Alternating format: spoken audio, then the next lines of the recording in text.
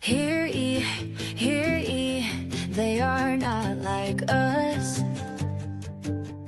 Hear ye, they all be making a fuss. The crash daddies told us that the car did not hit, and Trooper Paul couldn't make any of the physics fit. Free Karen Reed, hashtags be flooding out our feed. Justice for Officer John O'Keefe. Free Karen Reed, hashtags be flooding out our feed. 'Cause we all know that Lexus don't have no teeth.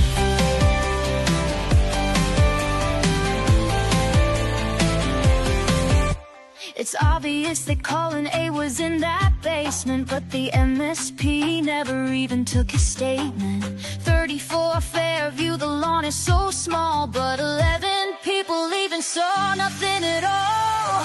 Free Karen Reed, hashtags be flooding out our feed. Justice for Officer John O'Keefe. Free Karen Reed, hashtags be flooding out our feed. 'Cause we all know that Lexus don't have no teeth.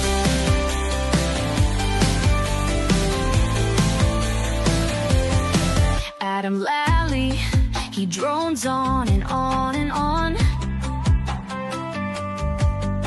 Can never hold a candle to Alan Jackson. The pirouettes, bang bang, I'll fuck you up. The lending of the readers and the red solo cups. Free Karen Reed, hashtags be flooding out our feed. Justice for Officer John O'Keefe. Free Karen Reed, hashtags be flooding out our feed. 'Cause we all know that Lexus don't got no teeth. Juliana Nagel said she saw a black blob. Along came Canton Lucky, he was just doing his job. He took the stand and he stood his ground. So tell us why that Ford Edge has never been found. 220 Tesla, she made that search. Hose along to dying cold, turtles even got merch. Was it raining then, or was it actually snowing? And what the fuck was Brian Higgins' white Jeep plowing? He's got no game, he made us all cringe. JJ Jenna Cable, she is clearly unhinged. Free Karen Reed, hashtags be flooding out our feed. Justice for Officer John O'Keefe. McConaughey, the apron, kill me now. High top tables, basketball, and a Frankenstein plow. 1210, Crystal Light, and the Nether Cracker. Get off my fucking lawn, Life 360 app tracker. Free Karen Reed, hashtags be flooding out our feed. Justice for Officer John O'Keefe. Free Karen Reed, hashtags be flooding out our feed. 'Cause we all know that Lexus ain't got no teeth. Free Karen Reed. Hey, shorties. Oh my God, right on cue. Hi, good to see you. Happy Saturday in the States. Happy Sunday in Australia. Happy last day of 10 days off for me. Yikes. Wouldn't want to spend it with anybody else other than y'all and Ms. Salty Sleuth and Poppy. Poppy. It's like we haven't spent the whole last 10 days together completely and utterly. Poppy, come on. I'm trying to be professional. It's a whole vibe. Hi, Vixie. Good to see you. Shelley. Motion to scream. What the fuck granted. Hi. Maiden. Stephanie. Hello. Simi. Hi. Ruthie. I was just thinking about you the other day. Good to see you. Yesterday it was. The other day. Every day's the other day. Hi, Micah. Oh my God. Hang on. P-Mutt. Butter scrolls. Buster goes, yeah, thanks. I'll have one of those. Yes, you can both have one. One for you. Whoa. Ah, serenity. Hi. Beach Bum, good to see you. Who else? Debbie Blair. Hi, Debbie. Zach, you're an idiot, Zach. Hi, Zach. It's an in-joke. You're not an idiot. I mean, I don't think you are, but sort of. Nicholas Tickler says, nice, you look like someone out of Greece. Yes, pink ladies. I've got my Miss Shorty 69 jacket on. Indeed, I do. Celebrate. Who else? Mama G, hi. I'm going to put my glasses on. They're not clean yet. Akasha, hi, good to see you. Am I there yet? Are we there yet? Wait, scrolling. I hope I haven't missed anybody. Zach, that's you. I need my glasses on. Can't see a bloody thing. Okay, I think we're at the bottom. Ta-da! We're at the bottom. Wait, did I see Drew? Does that mean Drew P. Gambino's here? Yes, hi. Outstanding.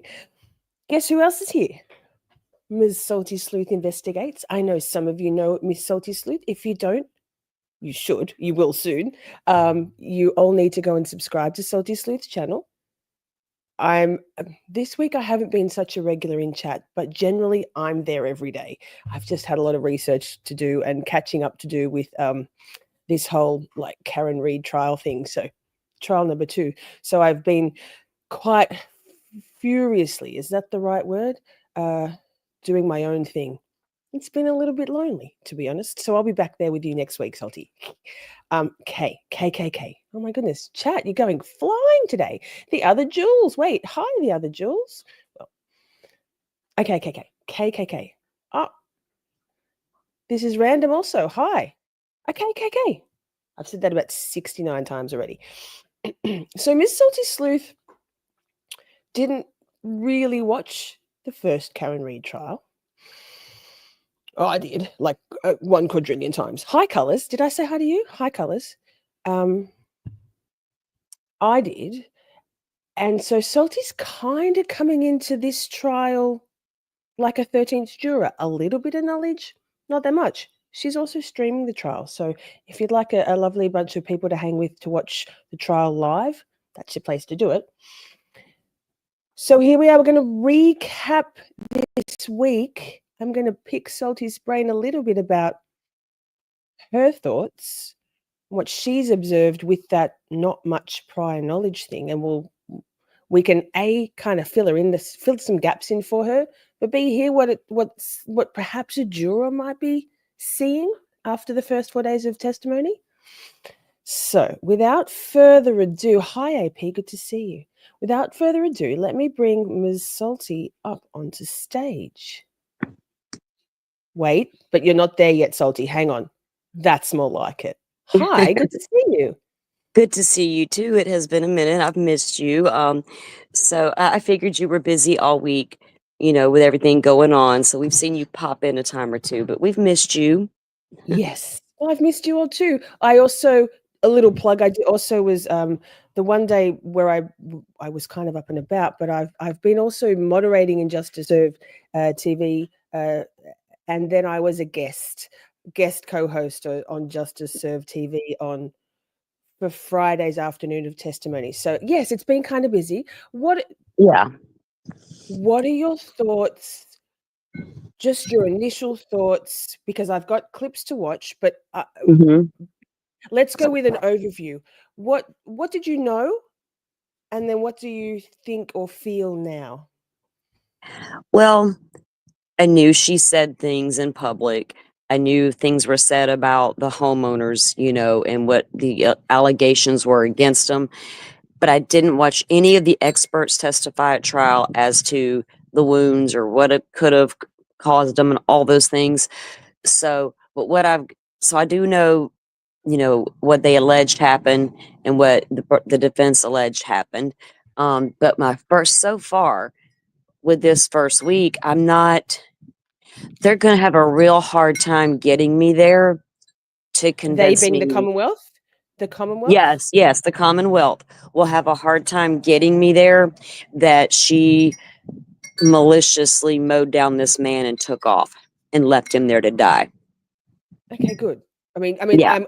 I'm firm. I personally am in the Karen Reed is factually innocent camp. I know, Yeah. for example, Joe Schmo isn't so sure, and that's fine. Everybody has their right to an opinion. Mhm. This is all like ludicrous, but so then I presume you probably haven't watched any of the Dateline specials, 2020 specials in the last I 4 years about avoided Karen them. Reed. I avoided them. I'll be honest. I avoided them at all costs. I've only literally seen what Twitter post and Excellent. what I saw in court. I didn't watch any of the datelines on the Karen Reed stuff. Excellent.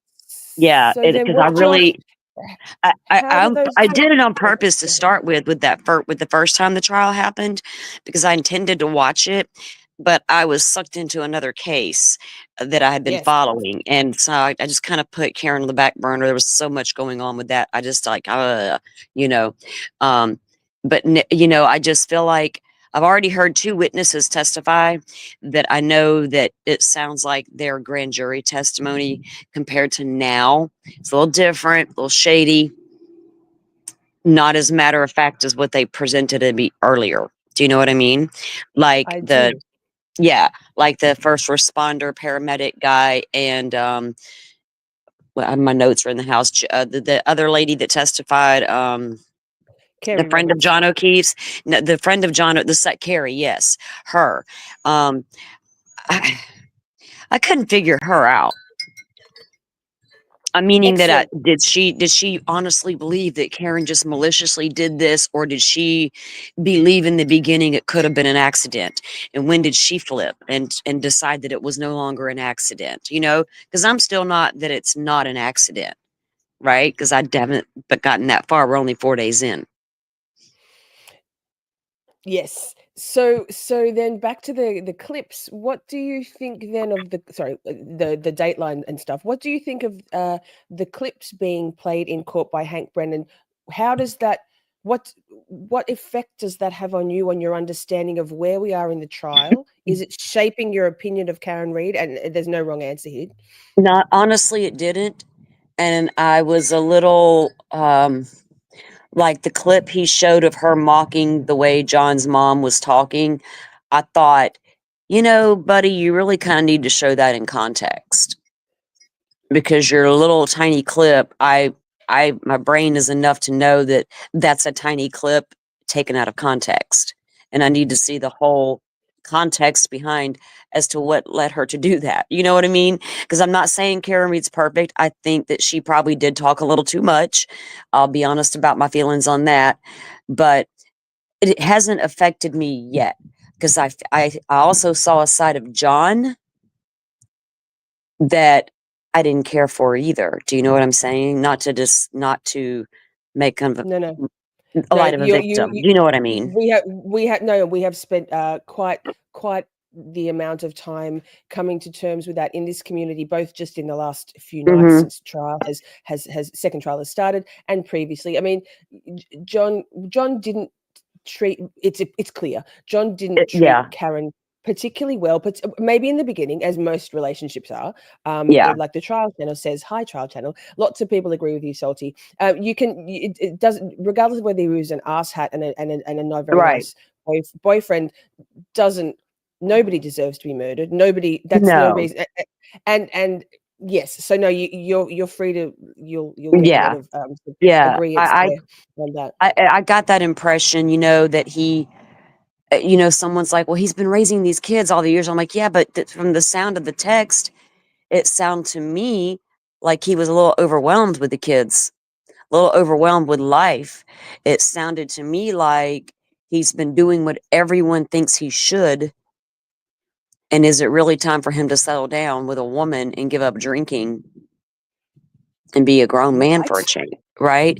Right. Versus, do I continue my partying ways where I'm not tied down to a woman? I can still, that way it's okay if I cheat. You know how that goes in relationships sometimes. If you don't call it tied down, then you go cheat, it's no big deal.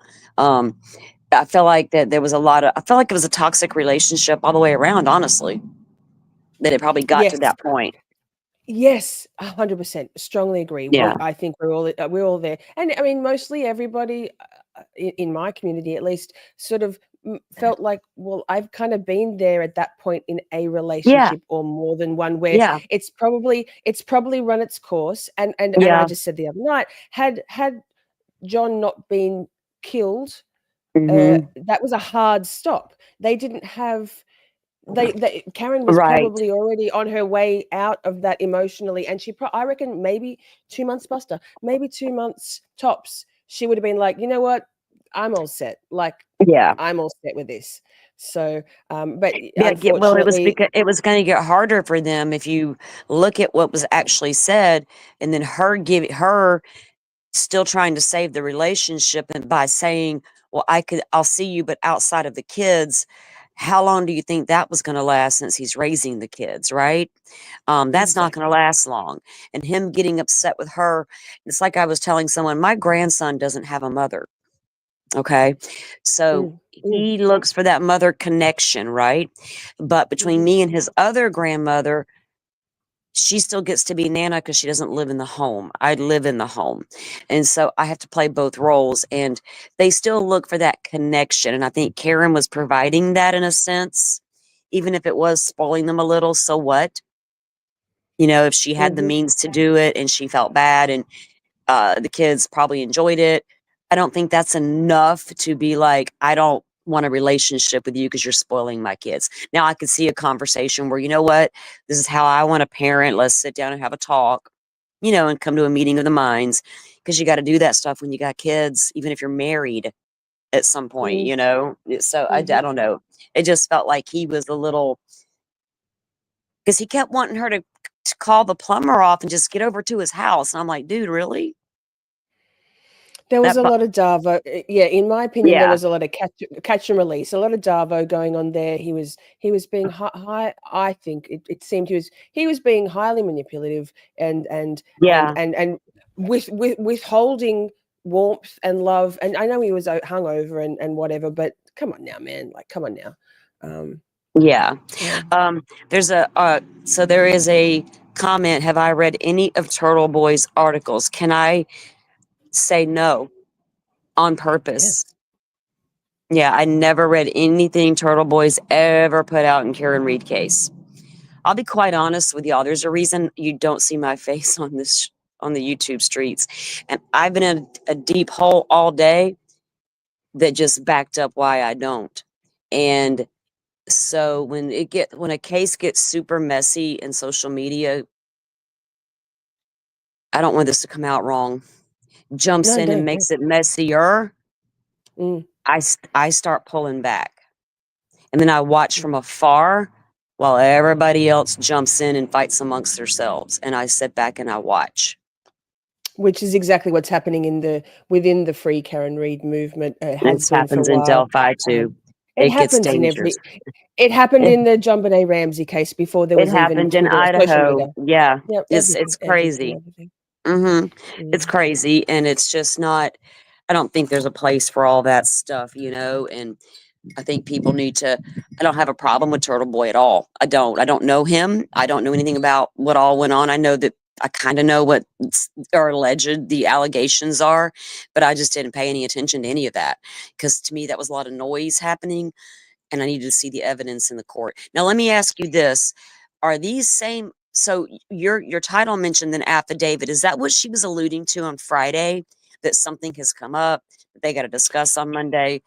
Are they having a hear? So there's a hearing scheduled Monday. Is There's a this correct? hearing on Monday. Yes, Okay. there's a voir dire of ARCA, and I think you'll change your mind completely, Salty, because I know you're a critical Well, thinker I'm and you waiting love on these. facts So are and these documents. ARCA? Okay, so let me ask you this question: are these the same ARCA people that testified last time? Correct. Okay, because Correct. I'm Gemma very came looking close. forward to I'm very looking forward to their testimonies. I really am. So Bev is looking for Bev and the Commonwealth, Hank Brennan, are looking for anything they possibly can, anything that will be able to justify, in their minds, justifiably hmm keep ARCA from testifying at all, because the ARCA experts prove to basically anybody who understands just like science and physics and stuff, that Officer John O'Keefe was not hit by a vehicle at all, Salty. So when you said in the start, Yeah. you're not quite sure whether it was an accident, whether this, Right. I mean, I personally believe that it wasn't a premeditated murder by the Right. McAlberts, but so Something that if you want to happened. call something Mhm. happened in the house, but Yeah. it's got nothing to do with Karen's vehicle whatsoever. So I Yeah, think and you'll. I think that I can get there with that because I've seen the photos. I mean, I've seen his arm. I've seen all that, you know. It never looked to me like he was hit by a car. No, Not well, he with wasn't. not with the way the injury, because I did read full reports on the way because that's the stuff that mattered to me. So I did look at that stuff in my own conclusion, all by myself, sitting in my room, just looking at that stuff. I was like, man, they'll have a hard time convincing me that she ran over that man, and Well, especially on yeah. purpose. Now, could I Period. see her, you know, could I see them possibly having an argument and it got heated and him getting out and her like, I'm out? Yeah, I can see that happening. But I don't see her doing it on purpose and driving away and knowing he's laying there dying. I've never felt that in my bones. No, and once I honestly, I don't want to. I don't. Once you hear and see their investigation into uh, um, uh, commissioned by the feds, mind you, nothing to do with either the Yes. defense or the prosecution, Commonwealth. Uh-huh. I don't think you'll have any doubt. And also, I mean, when you're hit by a 6,000-pound vehicle, Yeah. there'll be some bruising, even if it's just a clip. Mhm. A clip on the arm, for example. And I mean, I Mhm. don't know if anyone's seen the pictures of oh my god, my brain. The chef guy from the UK chat will let me know. What's his name? And he got hit by a vehicle, and his entire torso was black and blue. Oh, So yeah. yes, It's so a violent impact on the body, you know. It's a very violent impact, and it would show you would see more. I just felt like there would have been more, and I get what they're saying, where he was hit and where the glass hit and clipped him and all this, but I'm still in my mind. I'm thinking, man, I've seen a lot of accidents over the years. You know what I mean? And I can't get there yet either. That's why I'm really curious to see what these, and I'm not really even understanding what the fighting has been all about. These witnesses, the paying of the witnesses, the not paying, that right there bothers me, because who the heck hired all these witnesses? Who the heck's supposed to be paying them? What do y'all mean y'all don't know who's paying them?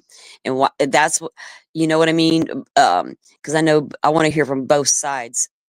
I want both sides to present me an expert. Then I'll decide which one I believe based on their testimony. right. No, yes. And Shelley just suggested I give the dogs their antlers, deer antlers, so they have them. They have them. They're chewing on them. Something just must have happened out in the driveway that Look, they were like, I "This is love that exciting." puppy. I love your blue pit is so pretty. I'm so jealous. He's a big sook. He's a big bed hog too. So Yeah. now, so Salty, I think that's a nice segue into now. I've so Alan Jackson's opening statements were immaculately masterful. I know I was watching the DUI guy earlier today, and his assessment is it's the best opening statements he's ever seen not just in terms of dramatics, but like Mhm. chef's kiss, 10/10. Yeah. And I know Ian Runkle of the Bailey and Lauren Lumber Rob gave it a 9.5 out of 10 for them in terms of how well it lays out for the jury. Yeah. And their defense, without putting the burden on themselves. DUI guy suggests Right. that actually what Alan Jackson did in that opening statement was to flip Brennan into being the defense and them into being the prosecution. They hold the Yeah. power now. Brennan has to prove his shit, right? Which he does anyway. Right. Yeah. So I've got a few clips. Let me just get I that like pulled a up and good watch them.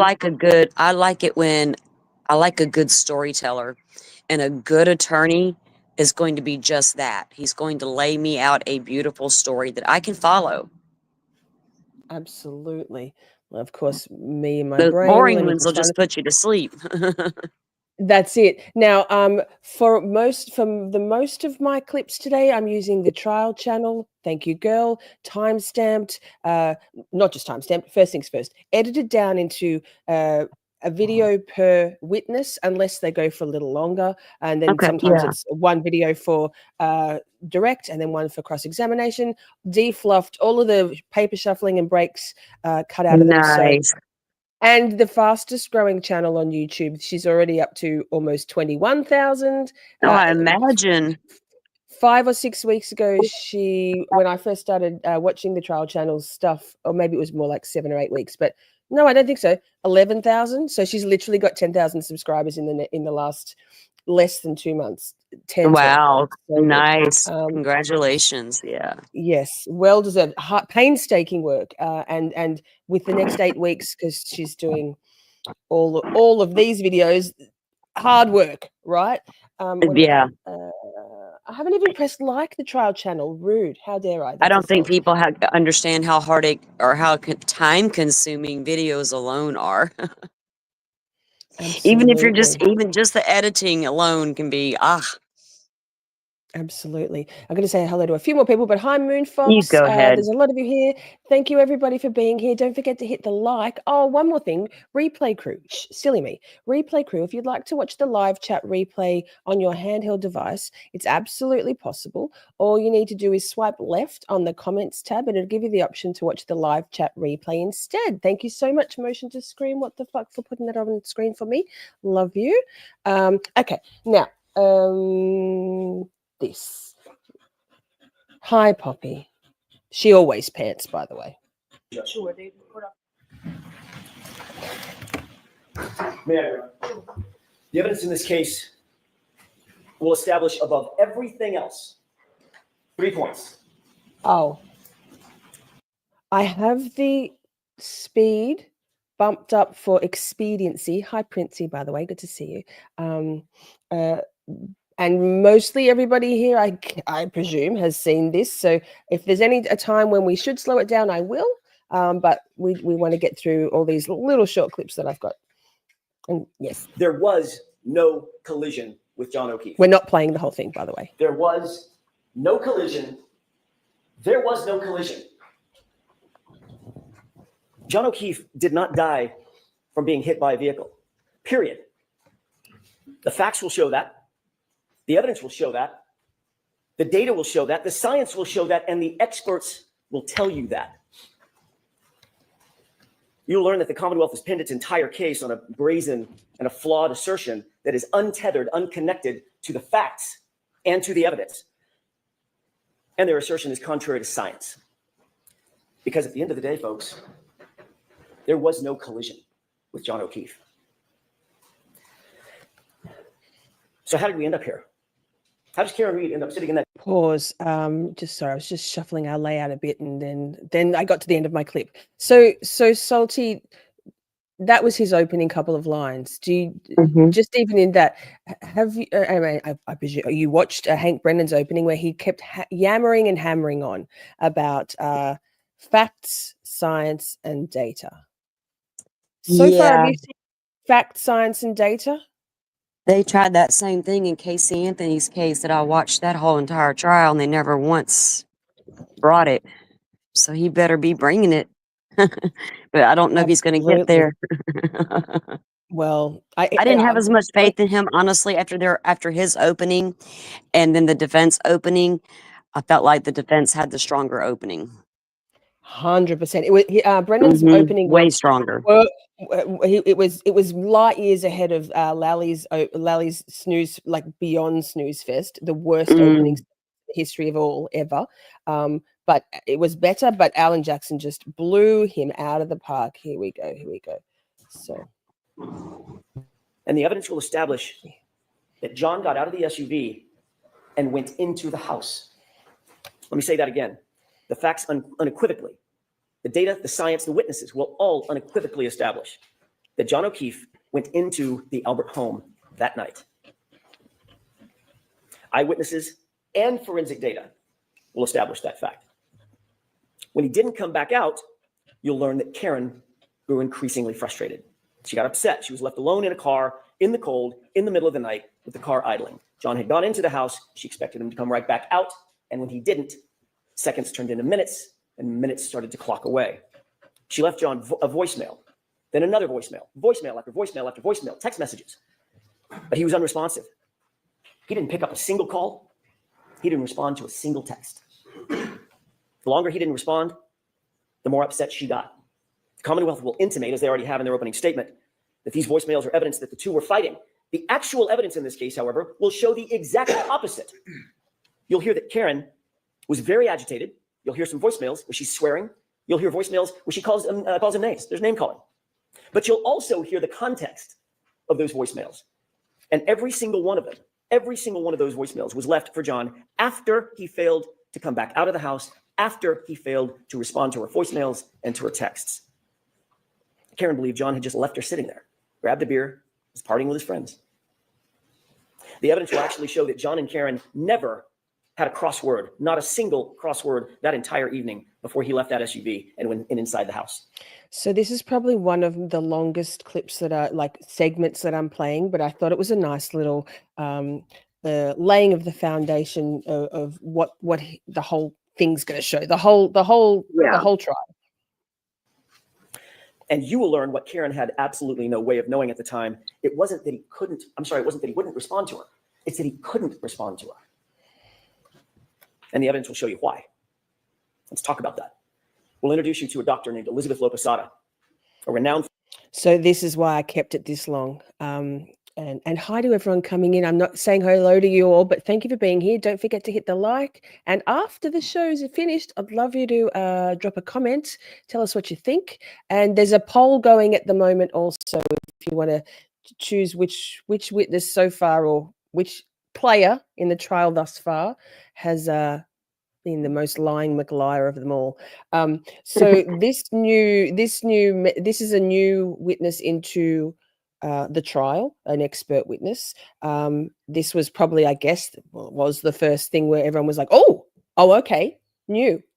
Renowned forensic pathologist, a medical examiner, and a professor at Brown University.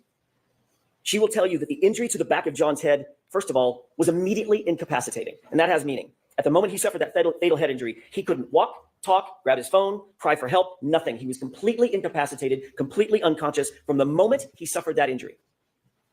He was completely still and incapable of interacting with anyone or anything. But the doctor will tell you something more, and just as important. She'll tell you that John O'Keefe did not suffer from hypothermia, as the Commonwealth will undoubtedly allege. His body showed no signs of it. No frostbite, no cold-induced injuries to his organs, no damage based on cold or frost.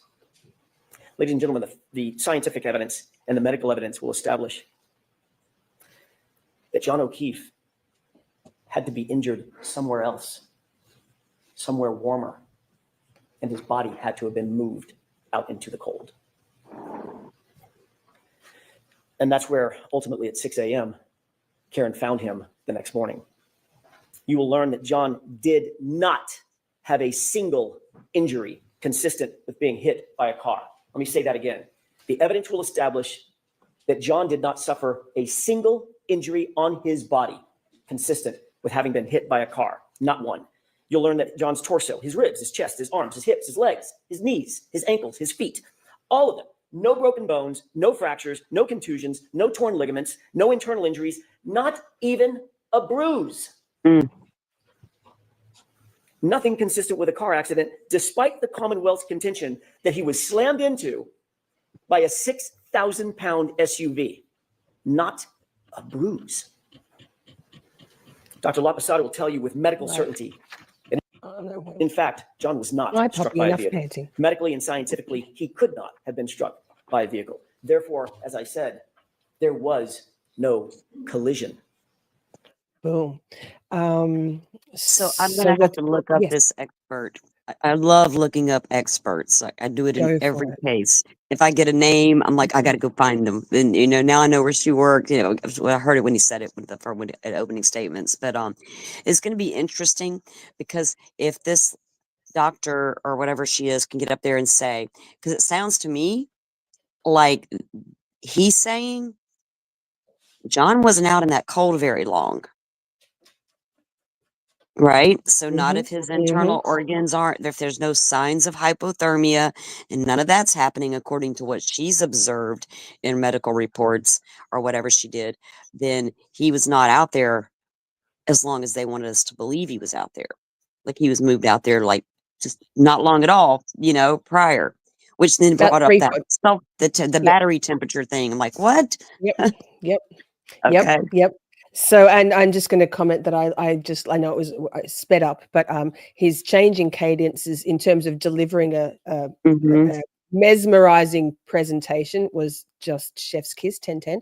I'm also just going to pull up News Junkie says, I wish people would leave Peg alone. She is a grieving mother that lost her son due to murder. That is just heartless to me.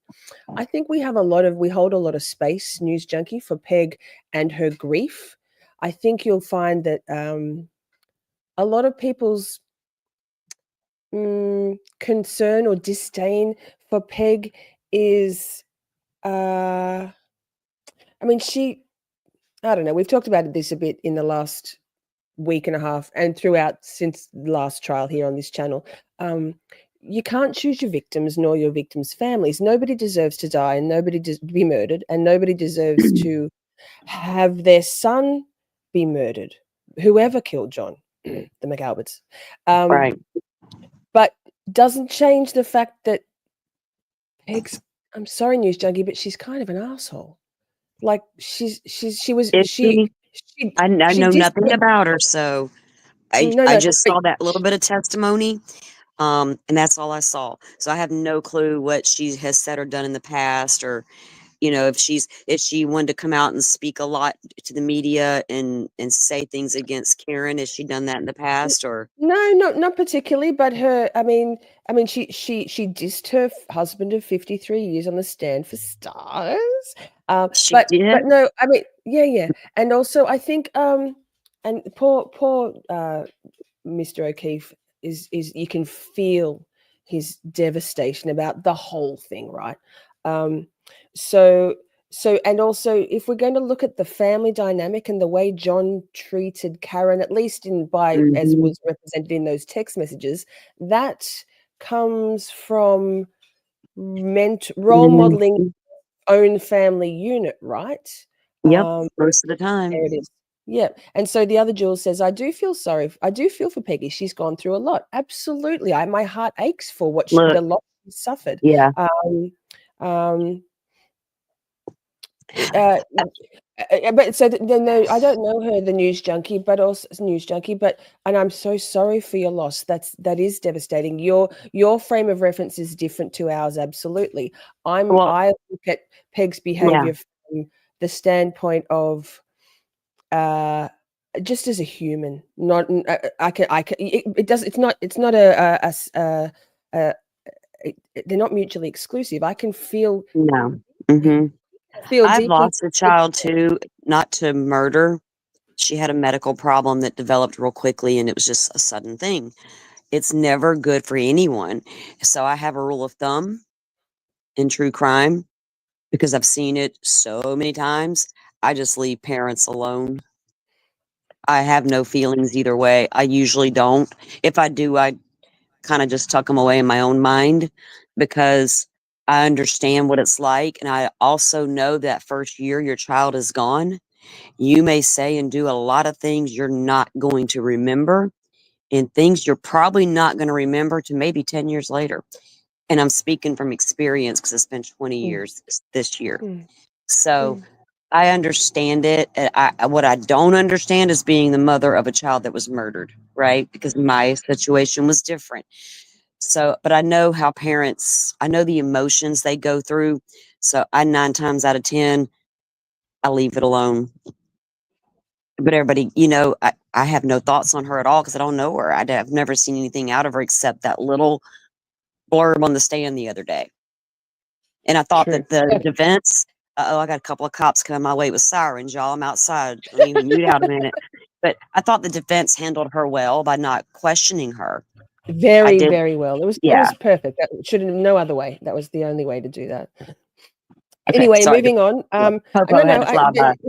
But it's yeah, quite a I divide. thought that was good. They didn't, like, what would they have asked her? I don't even know what they would have asked her, that would have been relevant. So, Absolutely. I mean, I don't think it's off topic colors. I think it's an important, it's a quite a divisive aspect of covering this case. Um, uh, and people have very strong opinions, and that's okay. mhm. Nobody's bashing Peg. I'm not. I Yeah, hold a lot of space and grace for Peggy and her loss. I have no tolerance for the other stuff I've seen with right, my own eyes. That's all. right. That's my opinion. Well, No one's it's bashing. like in the Idaho 4 case, people get really, some get really super offended that Steve Gonzalez speaks out. Some don't mind at all. I don't care. It's what, people are going to have their thoughts and opinions on them and and it's okay to talk about it, I feel like, as long as you're not Yeah. disparaging and being hateful. If you No. feel a certain type No. of way about her, and if you feel like she's a gaslighty or a narcissistic type person, I feel like that's okay to say, but it doesn't mean you're like going at her because, you know what I mean? I don't get that impression. No. Thank you. All right, let's get going. We'll be here all night. January Salty. 29th for just a few minutes. Remember, Karen had gone home after dropping off John and John walking to the house. While Karen was asleep at home with John's 13-year-old niece, what were the people who had been at Brian Albert's house that night? What were they doing? While she slept, what you'll find and what the evidence will show is that they were extremely busy. You'll learn that after a long night of heavy drinking, Brian Higgins left the Albert residence, but he didn't drive home. Rather, he drove over to the Canton Police Department, where he kept an office at about 1:25 a.m. Not a Canton police officer, but he kept an office there. Why go back to his office at 1:25 a.m.? Why go back to the Canton Police Department at 1:25 in the morning on the night of a blizzard?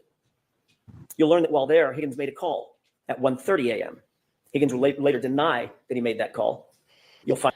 So that this is stuff we the peanut gallery found out after the last trial had finished, that there was that phone call, or like proof of. I mean, obviously there's the whole butt dials and all that stuff that we all knew about, but that particular phone call was, I believe, new to us. Yes, Buster, I'm trying to be professional. I'm going to skip through to the next clip just for time's sake, because we've got a lot to cover.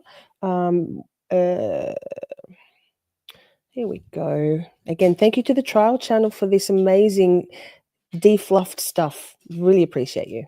Are exactly what happened at 5:07 in the morning.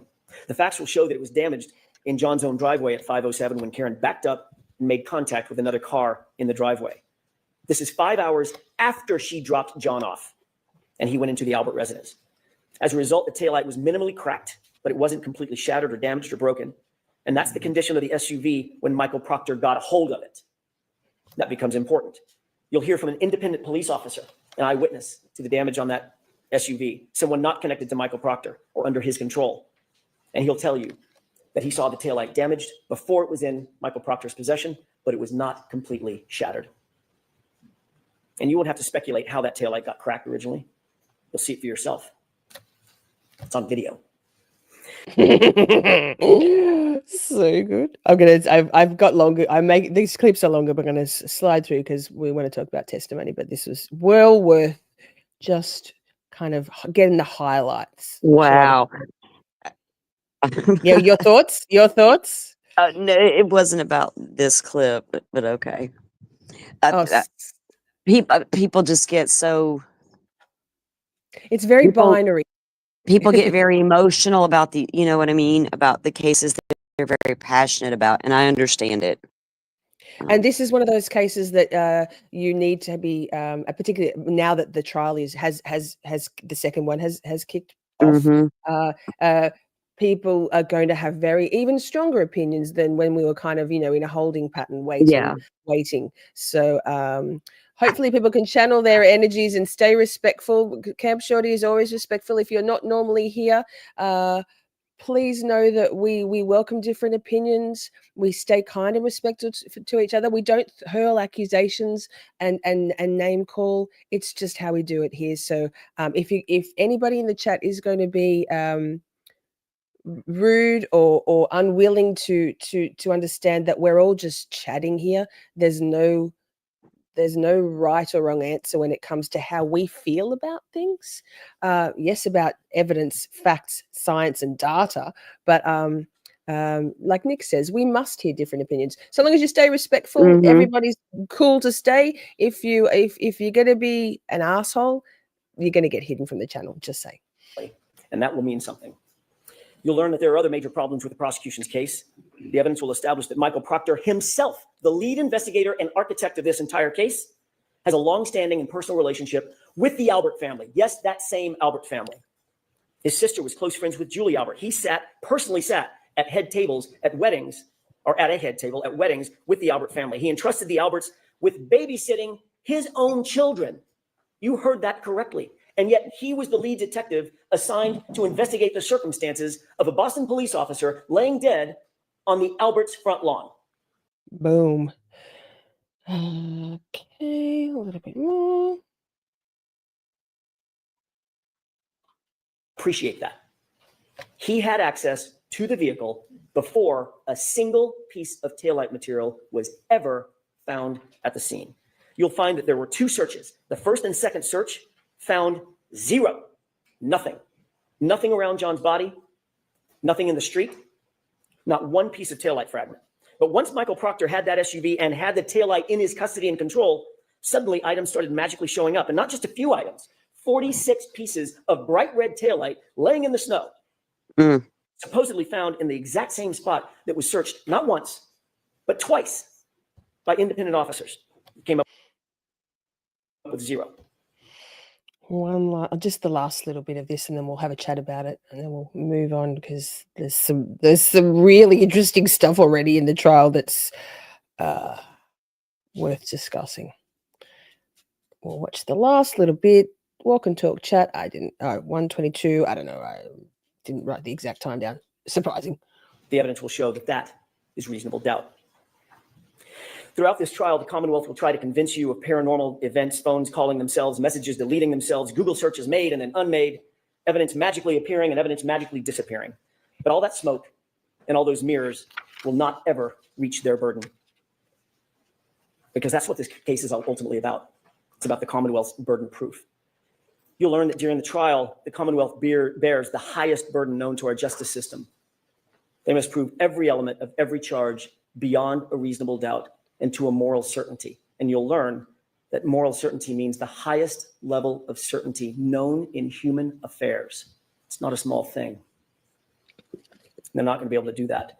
Not when every piece of this case was handled by a disgraced investigator with a motive to protect his friends, not when the physical evidence contradicts their very theory, not when their own medical examiner won't call this case a homicide based on the exact theory that they're presenting to you, not when the conduct of those in the House and the utter lack of investigation speaks volumes about those who actually have something to hide. By the end of this trial, you'll conclude that Karen Reed is not guilty of hitting John O'Keefe with her SUV. There was no collision. She's the victim of a botched and biased and corrupted investigation that was never about the truth, folks. It was about preserving loyalty. You'll find that this case is the very definition of reasonable doubt.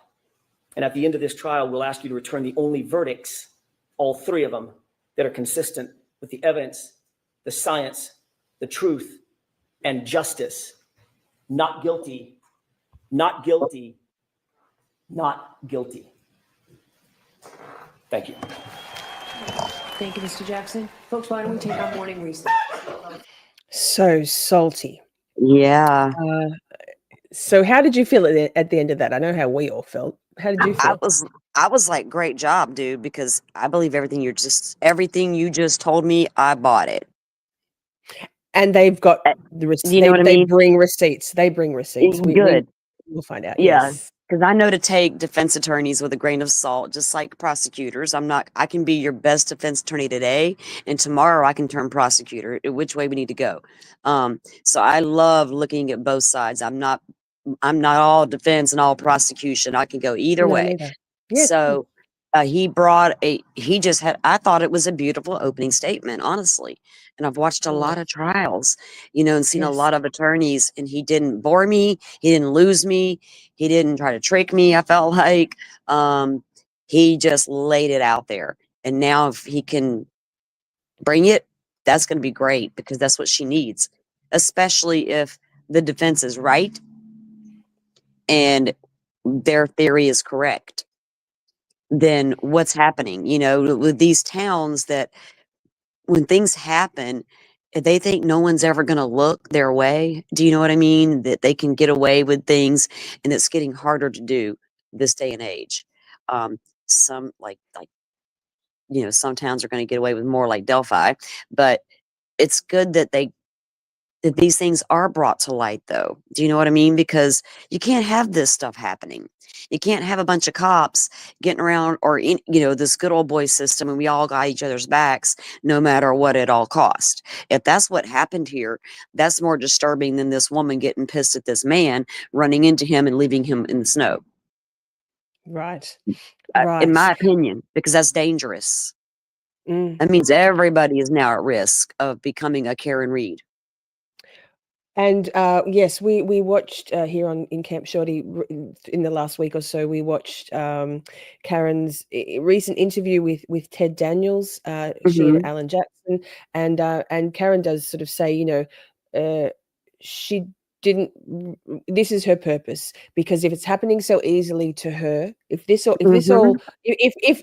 for your sake, if what the defense is claiming or going to prove is true, that this is not just an inept investigation, but this is complicity and duplicity and intentional altering of the facts and planning of evidence and all of that, then, you know, who it doesn't have the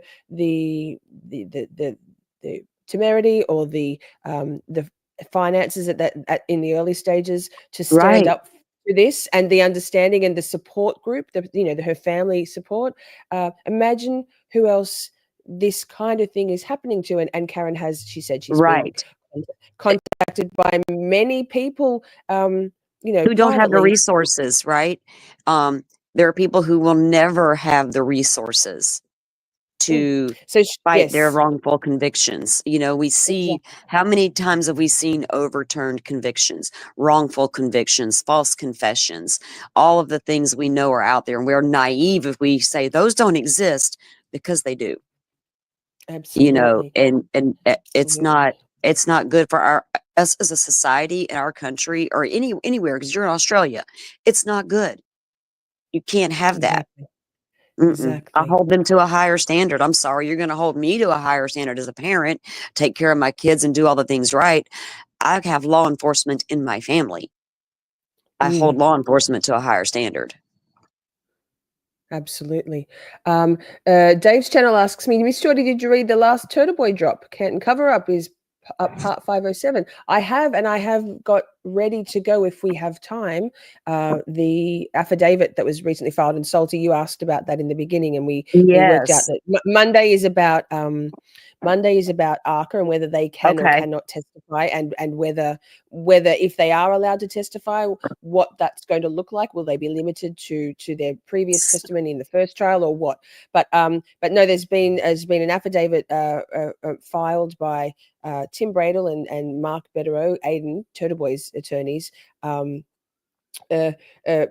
purporting and alleging, but in a signed affidavit, some really concerning jury tampering and links between a key player in Aiden's ongoing battles against the Norfolk County District Attorney's Office, and who are they claiming? Who's claiming did the jury tampering? Well, it's more tampering, a link between Kate Peter, or Krusty Panties as she's known in those streets, and with a direct link, including being on the payroll for district elected, as Alan Jackson likes to remind us, District Attorney Michael Morrissey, Meatball Morrissey. That and we all had suspicions of this, but there's now a sworn affidavit. So yes, Heather says Fanning is the jury guy, and then Christy on Twitter, she used to be a McAlbert sort of person, and she's flipped because she couldn't stand what they're doing, and she's a local Canton resident. She said that Crusty Panties, KP's baby daddy, who looks after their children, actually plays their children plays soccer with Lally's kids. Oh gosh. So where they were saying there's no links, there's Yeah. so many links. Right. I got you. Yeah. Ugh. That reminds me of the egg lady in the Murdaugh case, right? We cannot have jury tampering either, people. Well, so the jury tampering is a slightly different thing, but this is all kind of adding to that mountain of suspicion that's now becoming, it seems, like. Well, if you have a strong case, stuff. right, why would you need all this other stuff happening, right? That's my thought behind all that. So absolutely. Making yourself look bad, prosecution, in my eyes, Absolutely. Anyway, so let's go with I like to call him Furrows Nuttall, and there's because in the first trial he and the Nuttall guy, he and Alan Jackson had a very at the time it was quite delightful, and it still is, exchange when he was the first responder Timothy Nuttall was trying to explain what the marks on John's arm looked like, and he was saying furrows, and Alan Jackson, with his LA understanding and not having a Boston accent, he couldn't understand what he was saying. But it's also quite interesting because Furrows Nuttall also furrows between his brows. Yes, this man is just like, and I've got him on sped up because I don't feel so bad because my southern ass has been trying to mimic their Boston accent like for a week now, and it's not, it comes out a little funny because I'm so southern. Like SideBAHHH and the coffee. So what is wrong with this judge that she needs so many breaks and SideBAHHHs? Does she need a new line of Depends? Fresh coffee? Is she getting whiskey in the coffee? What's happening? This lady takes a lot of breaks. I mean, this community will be, and I will be the spokesperson for that. She takes those sidebars and then she impounds the transcripts of the sidebars. It's sidebar. You got to get rid of your R on the end. It's sidebar. Yes, sidebar. Okay. Sidebar.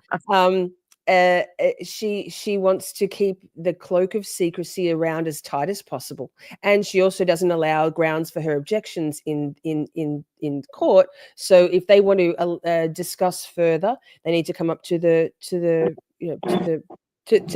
judge and discuss that stuff further. But it's there's times when the jury isn't even present and she still goes to sidebar with the white noise, and so none of us know because Bev.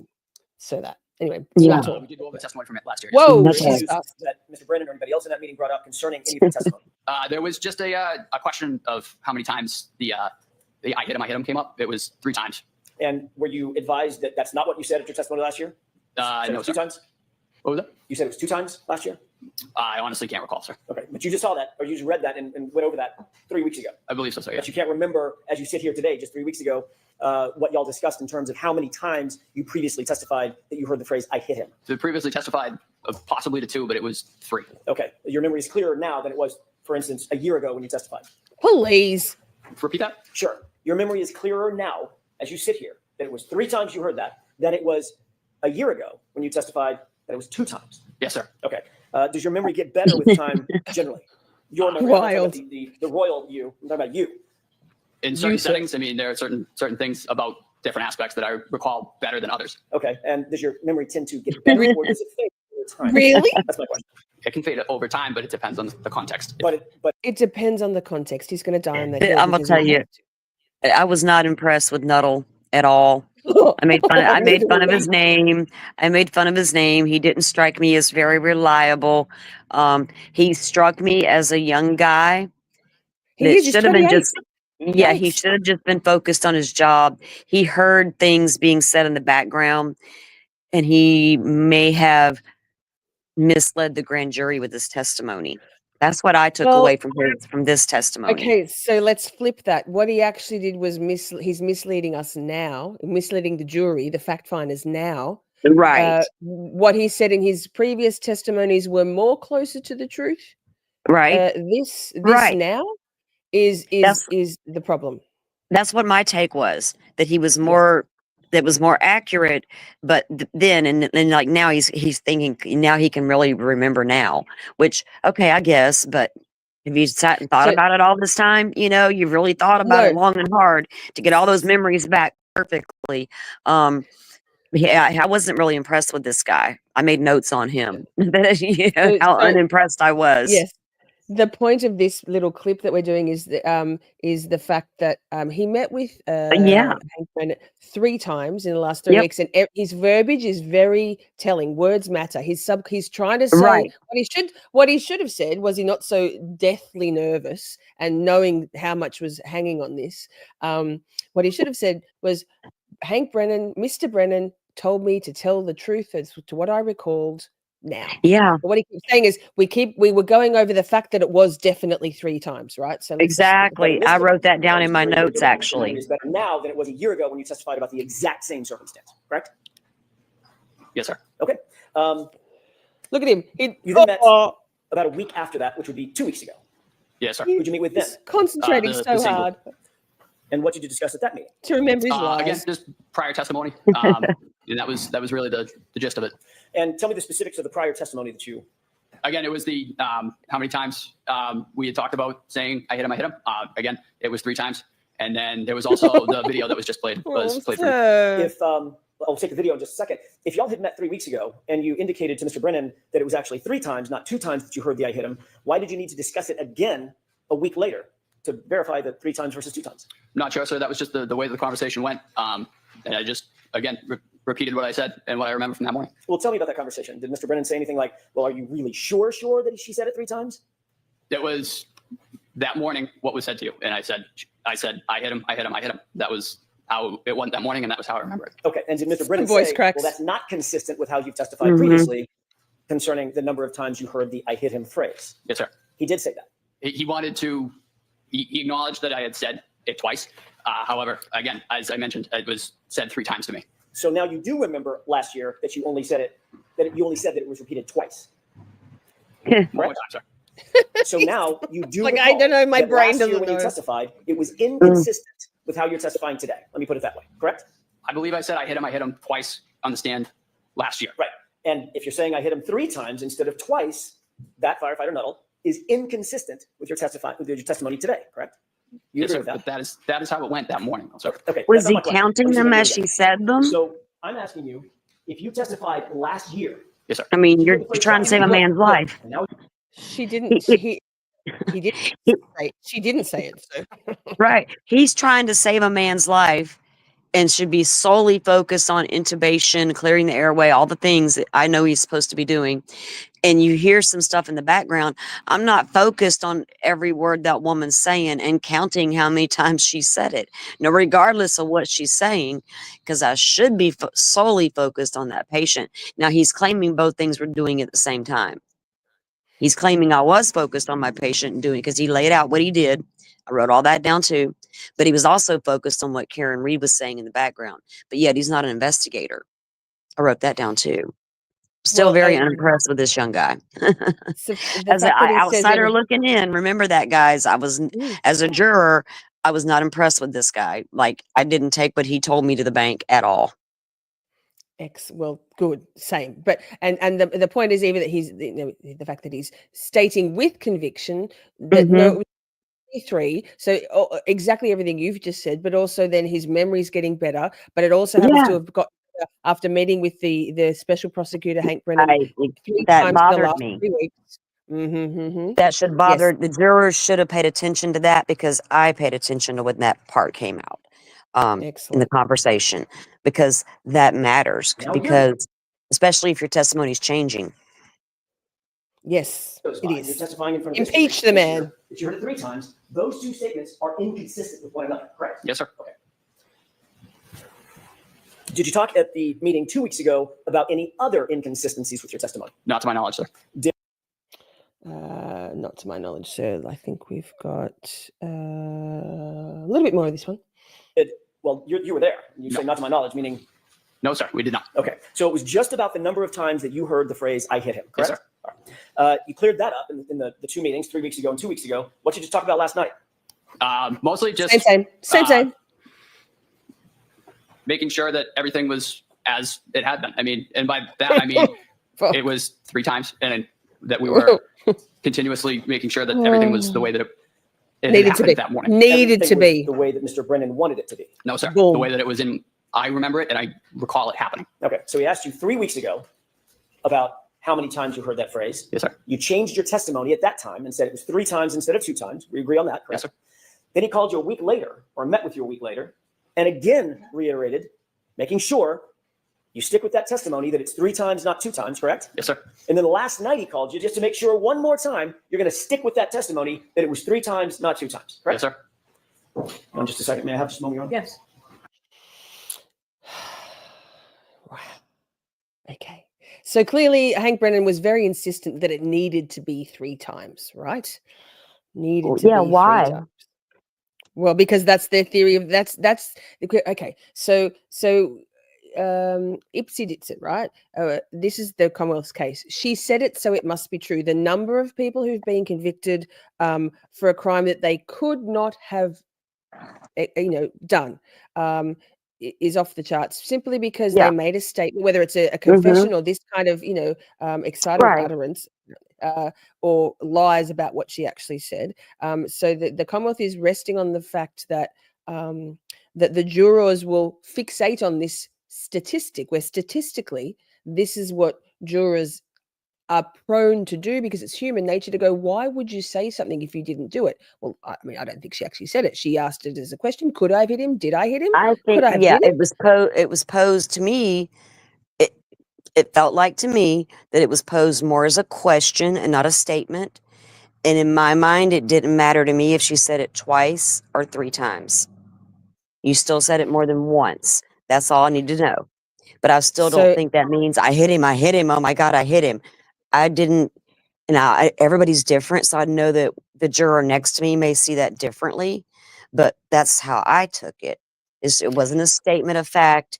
It was a question. Could I basically have done this? And that was my take on it.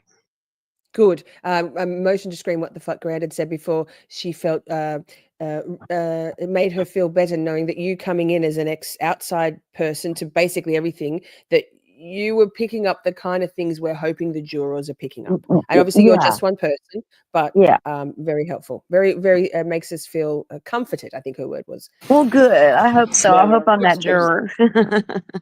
Absolutely. I put this down as a very brief clip. I can't remember why. I think it might just be because of his facial expressions. Oh, whoa. What's that? Oh, my God. That wasn't what I was intending, but lol.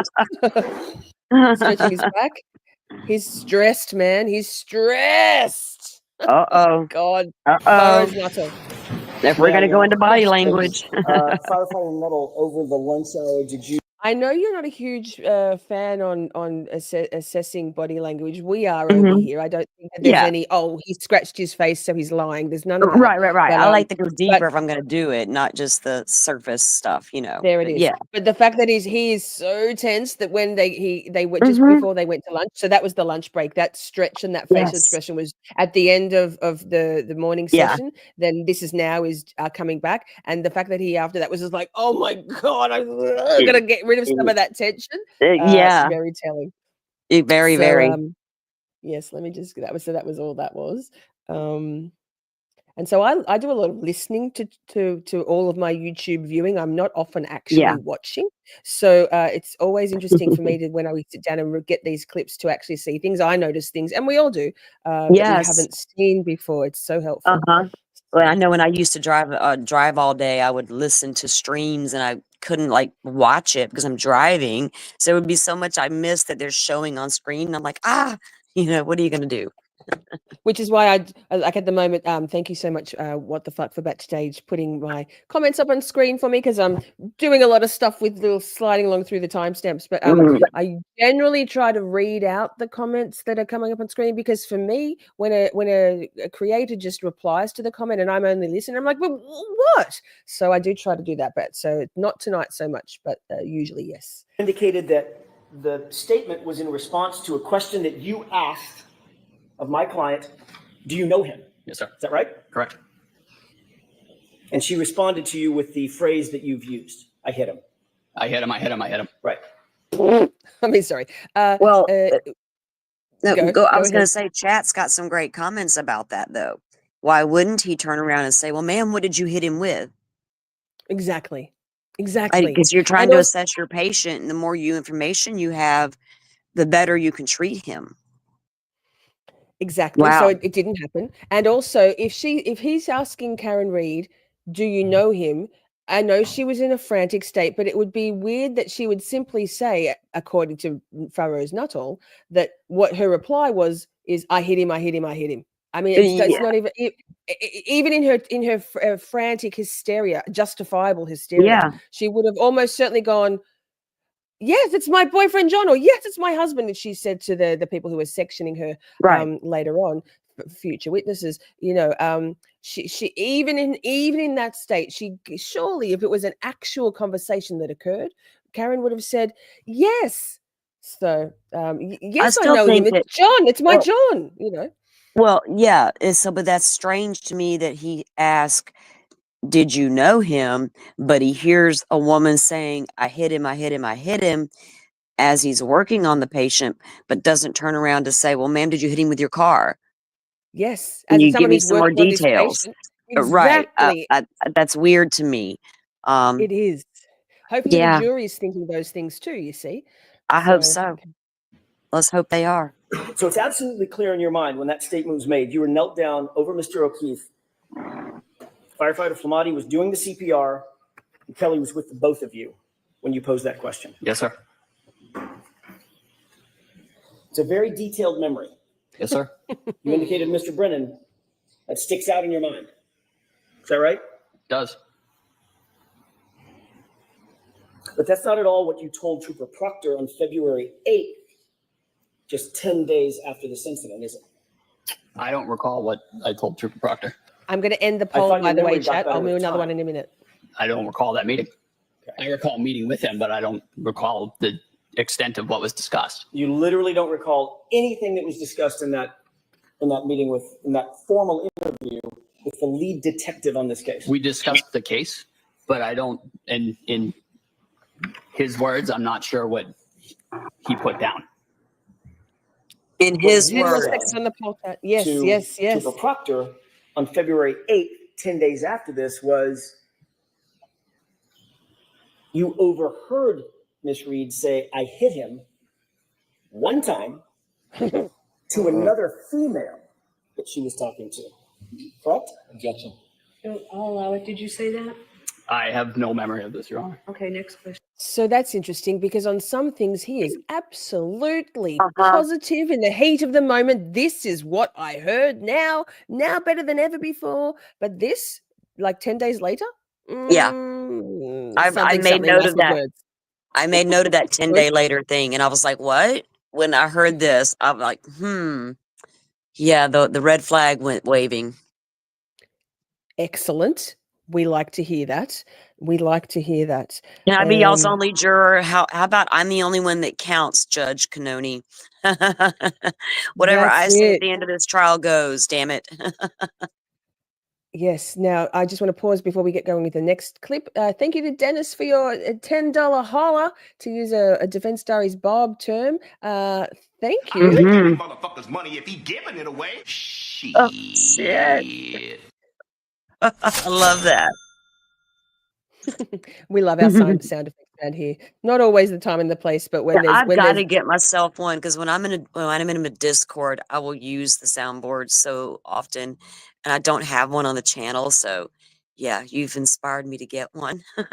all I'm doing is using in the media assets, inside Baseball Talk, is just adding MP3 sound clips into StreamYard. So I know you use Restream, but I presume you've got a section for media clips, music, whatever. So that's all I do. Yeah, I do. Okay. All right. Easy peasy. So you don't have to have another piece of equipment. Anyway, that. Right.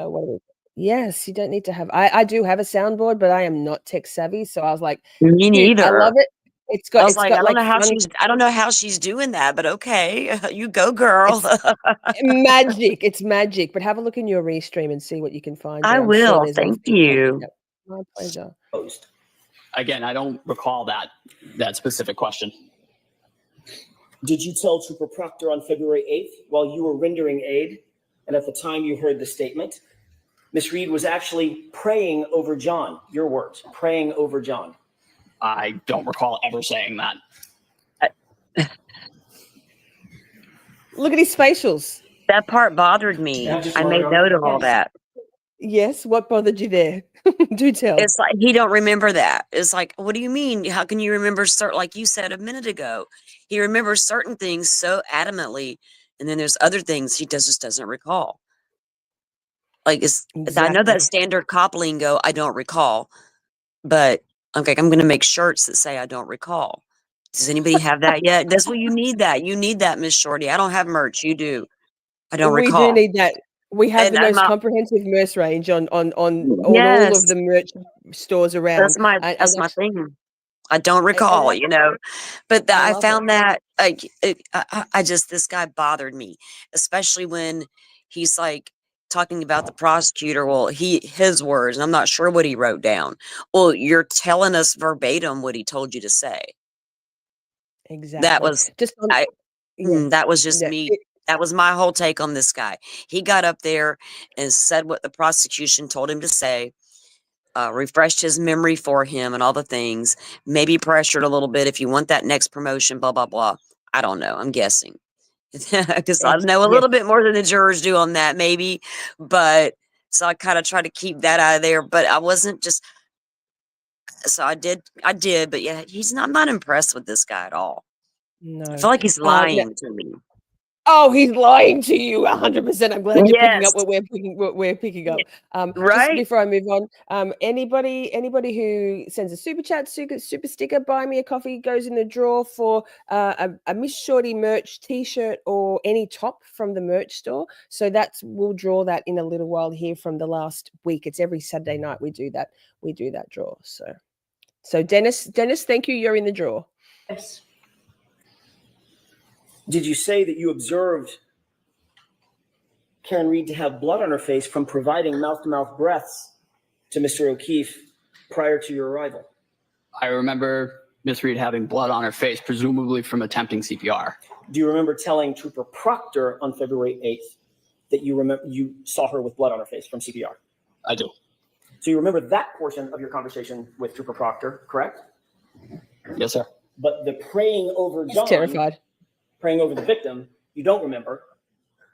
I don't remember ever saying that. Ever. And the statement, I hit him to another female, you also don't remember that. No, sir. Would it refresh your recollection if you were to look at a report authored by Trooper? So he's got some fading facts here. He's speaking with less conviction. You can kind of feel him shaking in his boots. He's like, who's all? Like little question marks at the end, like, I don't know anymore, sir. Like, oh my God, Hank Brennan did not prepare me for this. Tully and Brennan didn't prepare me for this absolute decimation by Alan Jackson. Trooper Proctor. Yeah. Yes. Had a minute left of this one.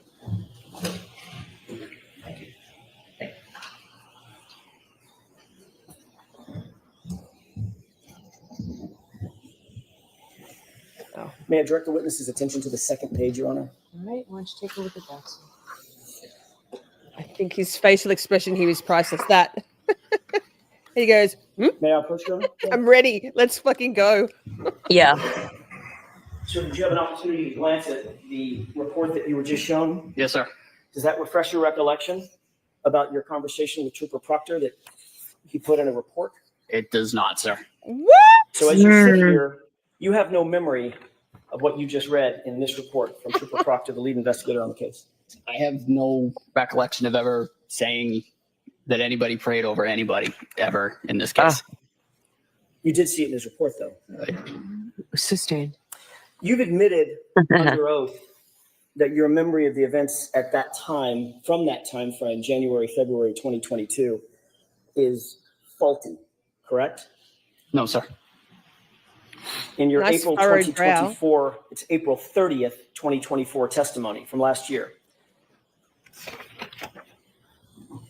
He's like, fuck, fuck, fuck, fuck. Your answer was a little faulty, and your answer was absolutely correct. Could I have a page and number, Where is please? that, Mr. Jackson? Where's that, Mr. Jackson? Yeah, wow. So I have another clip, but this What do you one. say about that, Mr. Brennan? Okay, one more clip of Furrows Nuttall. I have as a long clip. I don't think I'll play the whole clip because just time. What even is it? But let me see. We'll play a little bit. Basically, Alan Jackson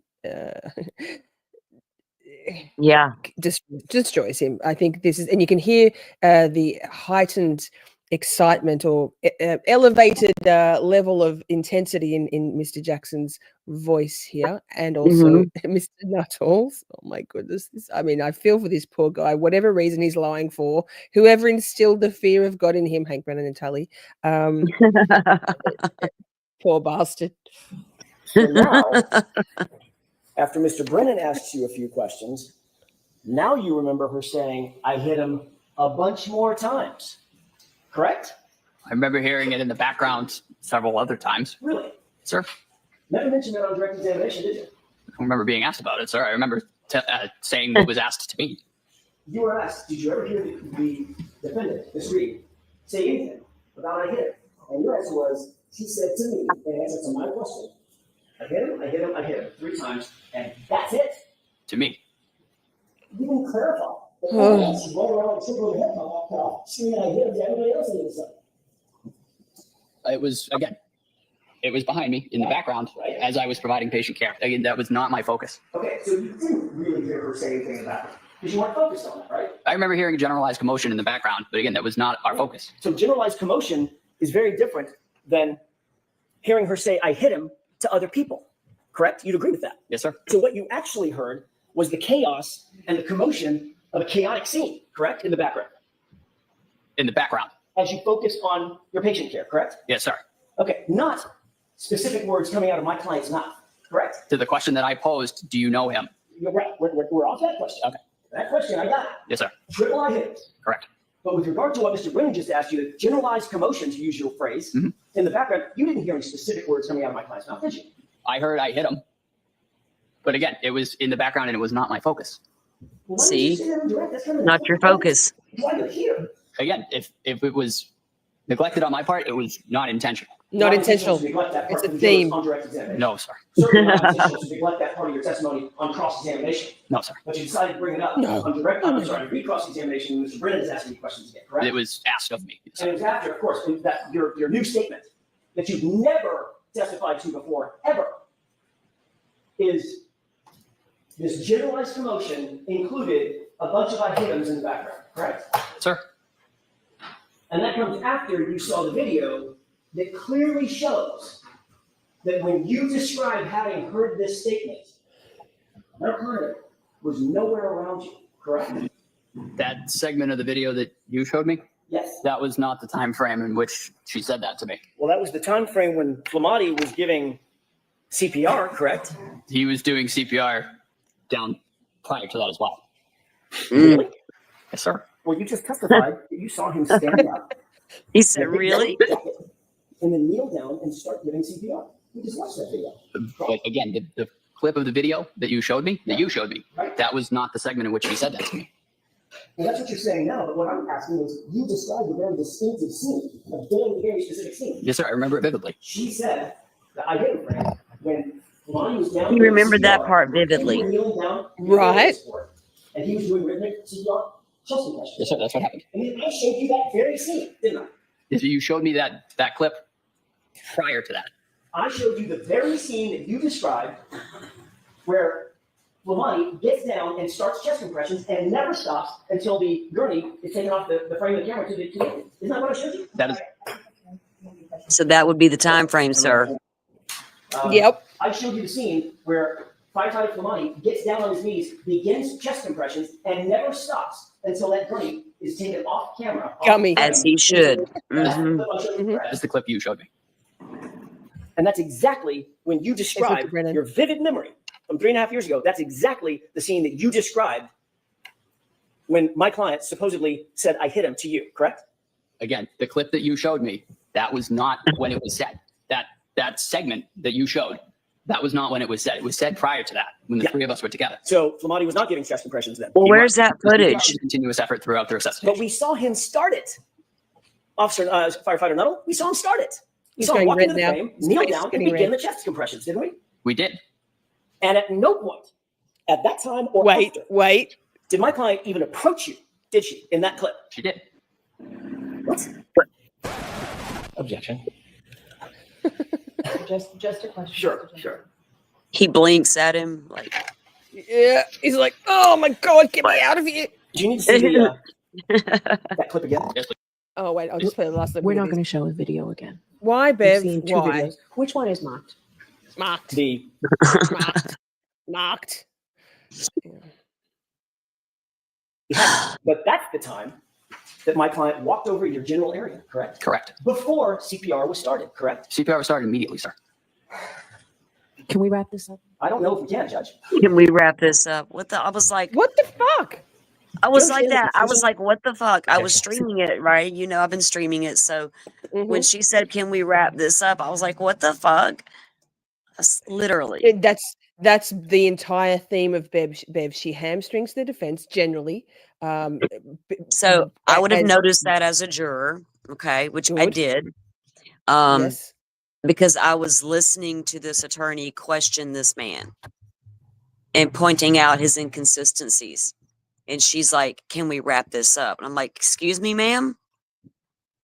Can you let the man finish? If I would probably stood up as a juror and like, excuse me, judge, objection. Let him finish, please. It takes as long as it takes, Bev. We're here for as long as it takes. Right. You Like, and your what the breaks, lady. Yep. I'm saying depends is all I'm saying, Bev. No one will ever know, I promise. A couple more questions on this. Well, I don't know personally, but The video that Mr. Brennan showed you, Yes, sir. and you pointed to and said, oh, that's the time when she walked over and said the statement. Yes, sir. Remember that? I do. Firefighter Flamati was not even kneeling down giving CPR, was he at that point? No. The answer is yes or no? No. Okay, he was not.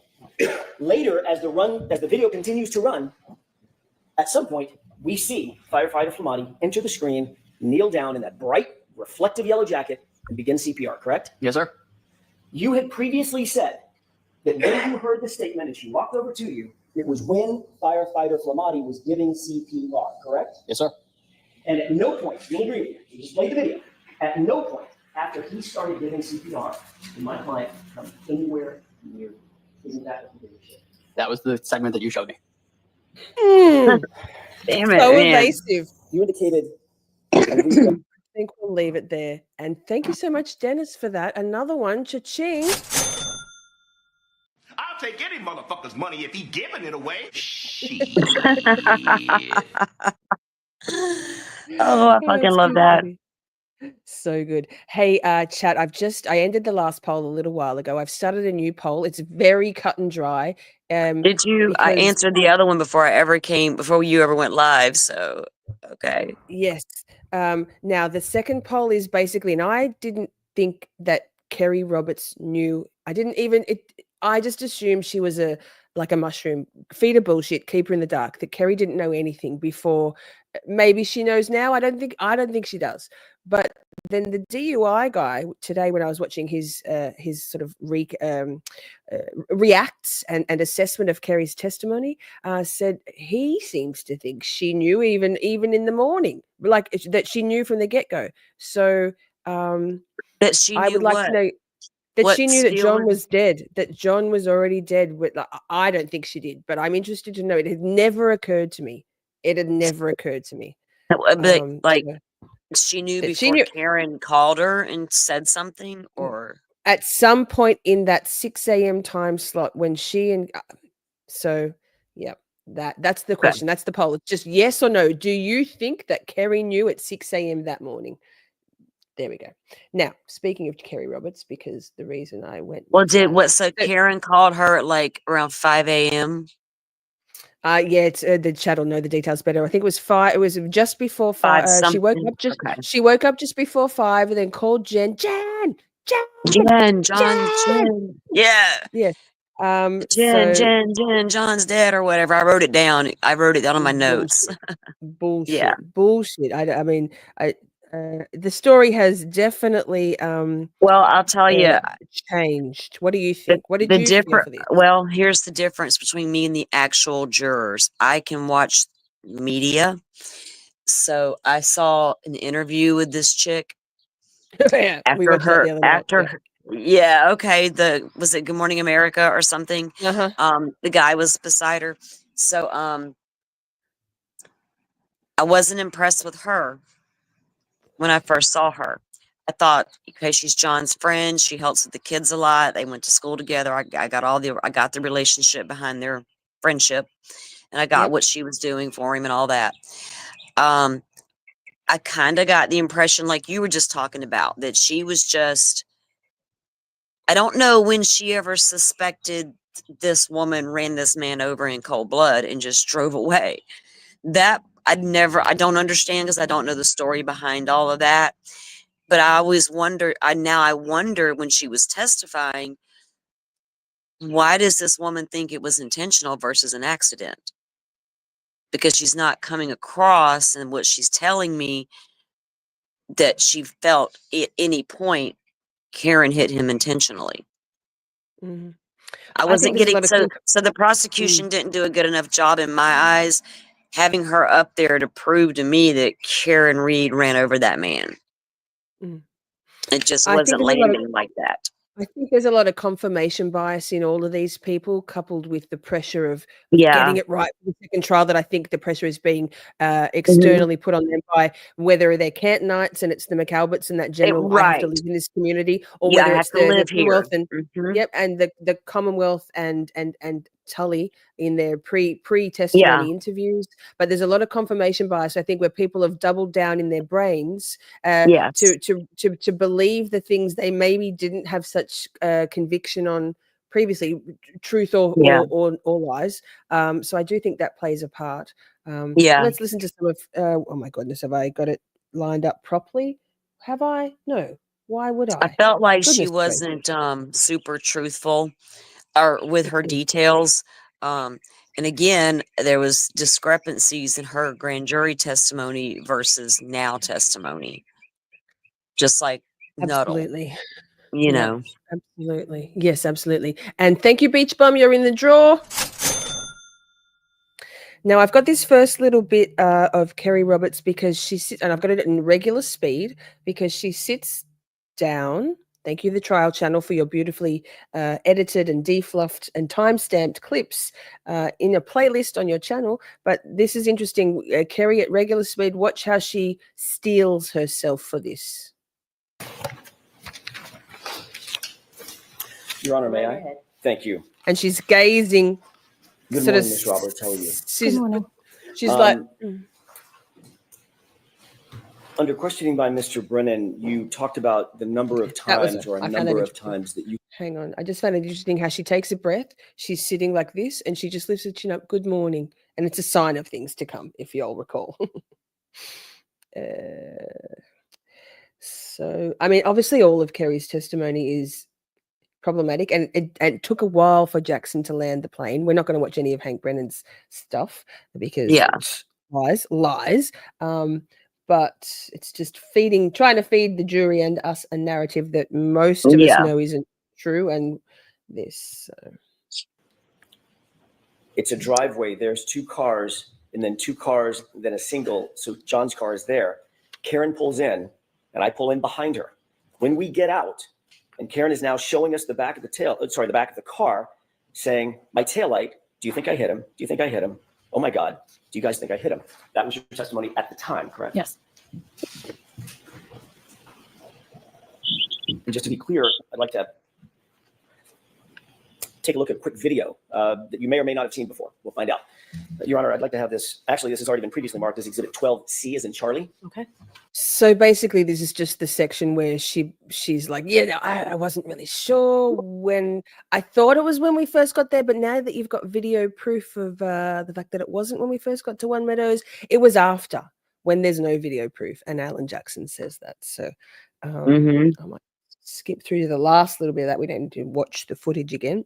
Excuse me. I just don't see That how part of it. It happened on the way out of the house. So your memory was faulty about that. Go ahead. I don't understand what the prosecution's intentions were behind bringing her up there, because all they established for me was she was a good friend of John's. Like I said, helped with the kids. She knew Karen through John. That's how their relationship was. That's who Karen happened to call that morning, freaking out. That established that for me, but it didn't establish. Sorry, motorcycles now for some reason out of nowhere in the country. I've been stuck in the house for a week streaming this trial. So I'm like, I'm outside in Florida. It feels great.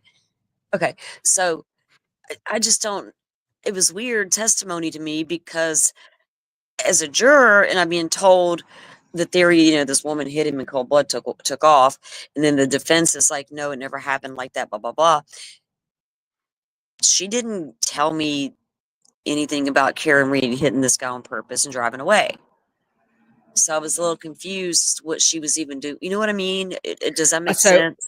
I'll tell you, I'll give you the inside scoop. What she's, the reason for Kerry being placed here is to it's about the tail light, to lessen Officer Barros, who hasn't testified yet, to lessen the impact of his, no, it was cracked, not shattered. Right, because you're right, because that's really all she testified to that really made any sense, right? About when that actually occurred and how. Okay, so there's a few other things. The other thing is you'll notice that she was heavily impeached on whether she actually heard, so this isn't the Commonwealth, they weren't hoping for this, but whether she actually heard Karen say, Google Google hypothermia, because she has stated against penalty of perjury and also against penalty of criminal charges and imprisonment with the feds that that she did hear Karen say, ask Jen in the morning in the back of the cruiser to say those things. But that wasn't what the Commonwealth was. That was just the outcome of the cross-examination by Alan Jackson. The other thing is to basically get the Jen kind of narrative just there for the jury, I think. But it's mostly, the Commonwealth is mostly the tail light to soften the blow from Officer Barros and to hopefully get ahead of the Commonwealth, sorry, the defense with their with what they're going to do when they dismantle all of it. I think that's it. Anyone else in chat? What did chat think the purpose of putting Kerry Roberts second? Because last time, and I didn't recall it as this, but maybe chat. Well, last time she actually testified after Jennifer McCabe. I didn't recall that as being true, but maybe chat can clarify that for me, because I take it her and Jen became like friends after. They weren't friends at all. Jennifer McCabe made sure that Kerry Roberts was brought into the fold. She's a useful idiot. She's a useful, in our opinion, in the Shorty community. I picked that up in her testimony. Kerry Roberts, she stated she didn't know her like that. And then the defense was able to point out that they have since become friends. And I get it. I can see that happening, whatever. But so Jennifer McCabe is really friends with anybody. Jennifer McCabe is friends with her sisters. Jennifer McCabe is the queen of the mean girls, right? I guarantee you, Kerry Roberts, who admits that she grew up not in that part of town, but she did grow, she spent the last however many years in Canton. And I think Kerry Roberts, who incidentally went to prom with John, Kerry Roberts, I think, would have been gleeful that she was being included into this mean girls group of the Queens of Canton, the Desperate Housewives of Canton, and Jennifer McCabe will have kept her very close. I don't think Jen necessarily likes Kerry Roberts at all, but she has to keep her in that circle, keep her very, very close. Yeah, so, keep your the old saying, you keep your you keep your enemies closer. Y'all, I'm gonna mess it up. You keep Friends your close, friends enemies closer. Yes. right there. Yeah. You go. Well, I don't think That was Kerry's a tool with a utility. She serves a purpose. is she. Once, It struck me as yeah, that. Um, yes, good, because that's when hopefully I felt like she believed what she was saying, but I may not have believed what she was saying. You know what I mean? Does that well, make I think sense? I think you're pretty in tune, and they're watching what you're watching, so this is helpful for us. Now let's go. Okay. That part of the incident that you testified to at the grand jury. Yes. Okay. You were interviewed on January 29th. You've already testified to that, correct? That was the only bit. So basically, she just admitted that I wasn't even paying attention. Something purpose. The main purpose was just that I don't even know now. My brain. Yeah. Good. Let's pretend I didn't say any of that. Rewind. You sound like me. I hate when that happens. You just get lost. You're like, oh shit, I don't even know anymore. I'm looking at my scrawly handwriting here, trying to work out. I just wrote timestamps. I'm like, I'll remember. Like, please, Lisa, Yeah. if you can remember. Oh my god! And then you're like, I don't remember what I was going to remember. I was going to play the whole clip, but then just because of time, I'll just skip to the end of this. And now I've talked a little bit. Anyway, next clip. On February 1st, 2022 by a trooper by the name of Connor Keefe. This is interesting. And Hilarious. a trooper by the name of Kathleen Prince. Yes. Did Connor Keefe write that report? I'm sorry? Did Connor Keefe write that report? Trooper Kathleen Prince wrote the report. Okay. Does that matter? No? I wonder why. I don't know what that was, but like I love that. I love that. Yeah, I think just a meddling she's a meddling thing that wants over the backyard, over the back fence, wants to be involved, and now she wants to know that we're not having a chat here, man. Like you don't ask I the always questions. talk about that neighbor, right? Everybody knows at one point you've had that neighbor. So that's what she reminded me of. Mm-hmm. So she's the jurors are going to be going, I know a chick like this. Because I talked about that in the chat because we'll have our discussions during the lunch break. And so that kind of got that impression. Yes. One of those people. Thank you, Steve, for gifting a membership. And I'm then so when I glad saw that interview, you know what I mean? Yes. But the jurors, of course, weren't supposed to see that, but I did, so it's okay though. Exactly. Now I was influenced more by her testimony, and then the interview just reaffirmed my opinion. Absolutely. I was going to play this. Well, it'll mute our microphones for a tick. Hang on.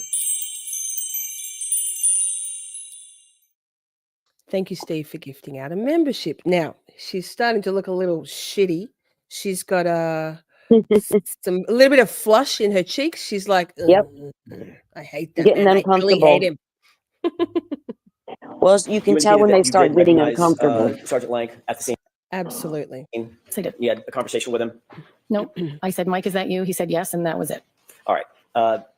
Following that, the next day, you did go to his house. You've already described that. I did. You indicated that you went to his house to drop off your daughter for a play date. Is that right? Yes. This is funny. But you also indicated that you took Jennifer McCabe with you. Yes, because I drove Jen McCabe to the O'Keefe's house. So she was... Even in the last 10, 15 seconds, her cheeks have gone from a little bit flushed to very flushed. Because this shit is sus, Salty. The fact that she goes to pick up Jen McCabe and a daughter or two. Can't quite recall. Kerry can't quite recall.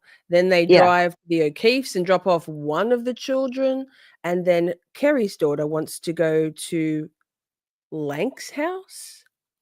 So Lank is one of the first responders, right? Or one of the the officers that came to the scene that night, the Canton PD officers. Oh, good Lord. Then she's got Jen McCabe in the car. And so they drop off two of their kids at the O'Keefe's. Who knows? Numbers, details, pish posh. And then they go to Lank's place under the guise, in my opinion, of dropping off Kerry's daughter to play to hang out with Lank's daughter. And Kerry doesn't get out of the car because it's a blizzard, but Jen runs in to go to the bathroom in this very short round trip in a very small town of Canton. She couldn't go to the bathroom at the O'Keefe's house or at her own home. Couldn't have been out for long. They didn't go anywhere else. So what? Right. So her cheeks are like, boom. She's like, fuck. Yeah. was leaving to go home with me. So I was going to drop her off. Okay, so your memory is you took Miss McCabe from where over to the Lanks house? I think she was at home. So you picked her up? Yes. At her house? Yes. With anybody else? With my daughter, my son. I picked up her and either one or two of her daughters. I don't remember. And then you drove over to the Lanks house. Is that right? No, I drove to the O'Keefe's house. First. Yes. And what did you do with the O'Keefe's Then house? left a couple of kids, and my daughter wanted to go to the Lanks house. So I drove my daughter to the Lanks house before driving home. And Jen's child was with you on the way from Jen's house over to the O'Keefe's house. Yes, one or two daughters. I don't know. Dropped Details. the one or two kids off at the O'Keefe's. Is that right? As well as my son. As well as your son. Then you went to drop off your daughter for the play date. Well, she was 13, so it wasn't a play date. Whatever, I don't know. What you I call know, it. I know. I don't have a 13-year-old. What a date, whatever Yeah. it is. So she went over to her friend's house. Yes. Okay. But you took Jennifer McCabe with you Yes, because I was driving her home. back to her house without her kids? Yes, she was going home. Were you going to go back to the O'Keefe's and pick up her kids and then take all of them home? I didn't have a plan. I mean, Patrick, Okay. nephew, was my son's best friend. Got it. So he wanted to be with him. Okay. Did you, I think you just answered this, but I want to make sure I'm clear about it. You didn't take separate cars. You all went in the same car. Is that right? Correct. Okay. Did anybody stop by or go by 34 Fairview during that roundabout? No, Nobody stopped off at 34 Fairview either on the way or on the way back? no. I don't believe so. That wouldn't be the route in which to get to my house. Right. Exactly. You indicated that you stayed, even though you were dropping off your daughter, you and Miss McCabe stayed at Sergeant Lang's house for some 45 minutes. Does that sound about right? Yeah. And Sergeant Lang's wife, you indicated was in the backseat of your car? Yes. Did y'all ever go inside the house? Jen went in to go to the bathroom. Was Sergeant Lang there? I don't know. I didn't go in. You didn't have any communications with Sergeant Lang? I'm sorry? You didn't have any communications with Sergeant Lang himself, Mike Lang, on that trip? No, I did not. But you don't know whether or not Jen did? I don't know whether or not Jen did. She went in the house to go to the bathroom. Okay. I think that's all I've got for that clip. Maybe. You've indicated that there have been occurrences in which Jennifer McCabe has asked you to contact the DA's office on her behalf. Keep and playing it. ask a question here or there, get some information, correct? To Steve Nelson, yes. Okay. How many times, just the number of times, volume, would you say that Ms. McCabe has asked you to reach out to the DA's office in one particular or another? Yeah. I don't think very many. What does that mean? Of the 50 times that you've had No, communications? maybe like 4. Not many, to my Sus. knowledge. Yeah. 4 or 5. That was the end of that clip. 4 or 5 times Jennifer McCabe has asked Kerry, who has a lovely rapport with, I don't know, people at the district attorney's office. Yes, Steve, the victim's advocate, but Odd that she would reach out to her and ask her to do that. When they should already, yeah, because I noted that, in my notes on her when she said that, because I hope the jurors are paying attention, because I am focused, because I'm streaming it and I'm in chat, but we are just chatting when need be, but I'm listening to especially I'll hear what the prosecution is telling me, right? And they're little boring questions from their little witnesses, but then I'm really paying attention when the defense is on up there, because they're the ones. I know the burden of proof lies on the prosecution, but I heard what they told me in the opening, right? When they get to their evidence, I'll listen. Right now we're getting through crime scenes and stuff and whatever, establishing everything, and I get that part, but I'll pay more attention to them when they get to that good stuff. But when the defense is up, I'm listening, because that's where I'm going to find out if this witness is trustworthy, right? Can I rely on this witness? so Am I here's going to that. see holes in their story? Things like that. Here's that. So we're gonna get to when Jennifer McCabe's on the stand. We're going to get to her phone data, Right. and Kylie makes a good point. Oh shit! I didn't catch that the first time. Did Jen's phone show she was at 34 Fairview before that? And then Ooh. Steph says, Kylie, yep. So, and that's why Jackson says, when she says, no, why would we? That wasn't on the route. And he goes, exactly. Right. So, right. So stay tuned on that one, because they're going to He's ask Jennifer salty. McCabe on that. Yes. Oh, God. Yes. Next clip. Did you ever become aware of text messages that Jennifer McCabe was sending to others in a group chat talking about you in that interview? No. You were never told or became aware that she sent text messages to a group as she listened in on your interview? No. I don't think she could listen in. She wasn't anywhere near me. You weren't aware that she, or are you aware as you sit here that she sent a text message that said she's telling them everything, all the stuff? So imagine, I mean, I don't know whether she did know. I don't know whether anyone told her after the first trial, Kerry. I mean, obviously Jen wouldn't have told her that they were messaging about her while she was having this chat with law enforcement. But imagine finding out on the stand that, oh wow, I thought Jen was my bestie, but now she was saying she was talking about me while I was yikes. And also, I had a thought, sidebar, don't the attorneys have to stand up when they're about to object to address the court? I'm right there, aren't I, Salty? I think they do. So I think that when her eyes look at the I Commonwealth, was muted. no, that's okay. I believe think you are when, correct.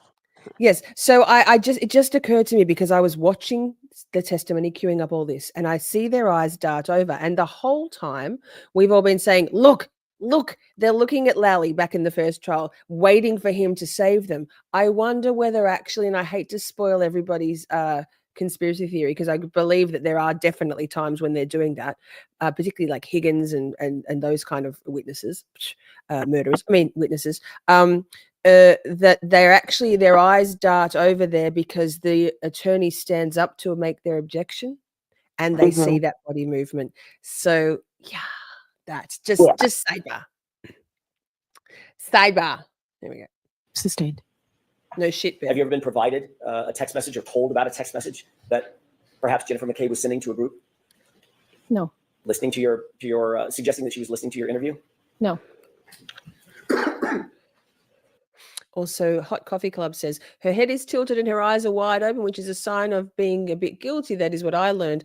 Actually, when someone's eyes are open like that and their head's tilted up, they're opening up all of their senses to be on high alert, to listen. So I don't know whether it's a guilty thing, but body language does give you some ideas, but more so that she is like, I mean, and when they narrow their eyes, they're like concentrating hard. When Furrows was furrowing as well.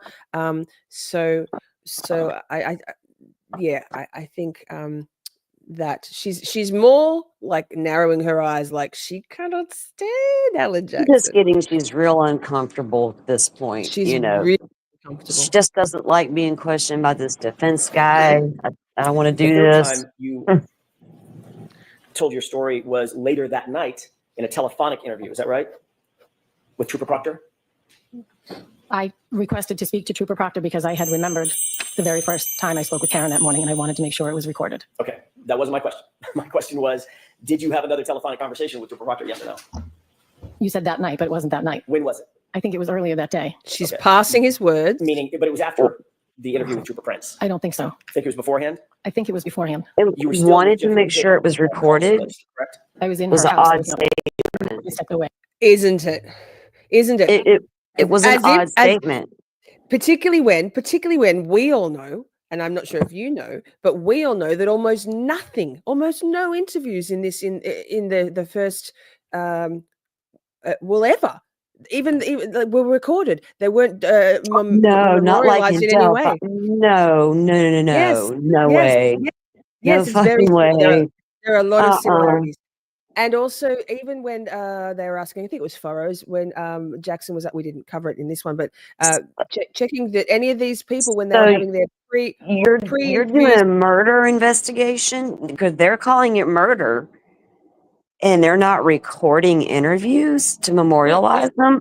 So bullshit. I guarantee you that bullshit already. Hank Brennan absolutely said, make sure you say something about that interview being recorded, because the defense are going to harp on about the fact that half of the interviews weren't documented in notes. And if they were, those notes no longer exist. And if they were longer exist. No body cam, no pulling your phone out and getting your voice recorder out and just recording. We can't have that. We can't have unrecorded interviews and notes destroyed and no notes interviews and taken and all that. Where's this more? No. Now, if you're going to bring that up in court, where's your memorialized? You got to have that stuff memorialized and you bring it. If I was a judge, there's no way. I'm going to go by the law, and the Constitution means something. It should mean something to all of us.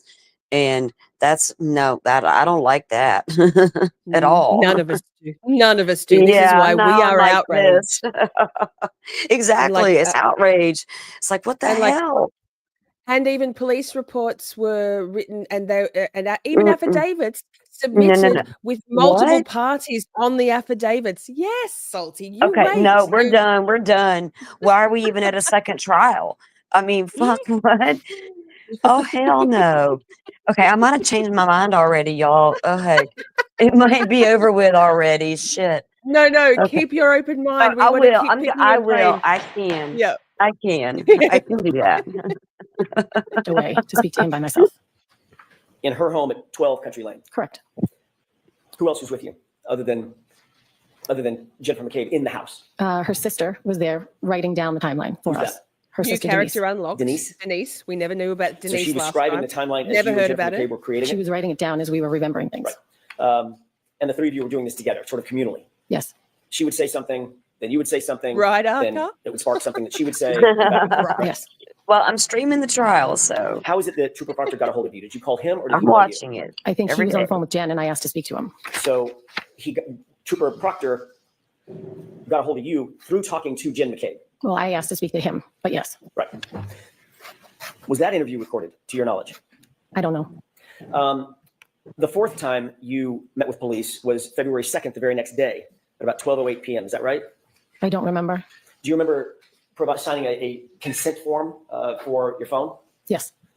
Was that the next day after this interview with Trooper Prince and Trooper? I don't know what day it was. It was right after Karen was arraigned for the first time. Jen and I met with them and both handed our phones over willingly. So you just answered my question. So when you met with police, whatever the date was, it was a few days later, you met with police. The fourth time, you were still in the presence of Jennifer McCabe when you met with police. Yes. And handed your phone over. Is that right? Yes. She handed her phone over. Is that right? Yes. And the two of you were together when you signed your consent forms. Is that right? Yes.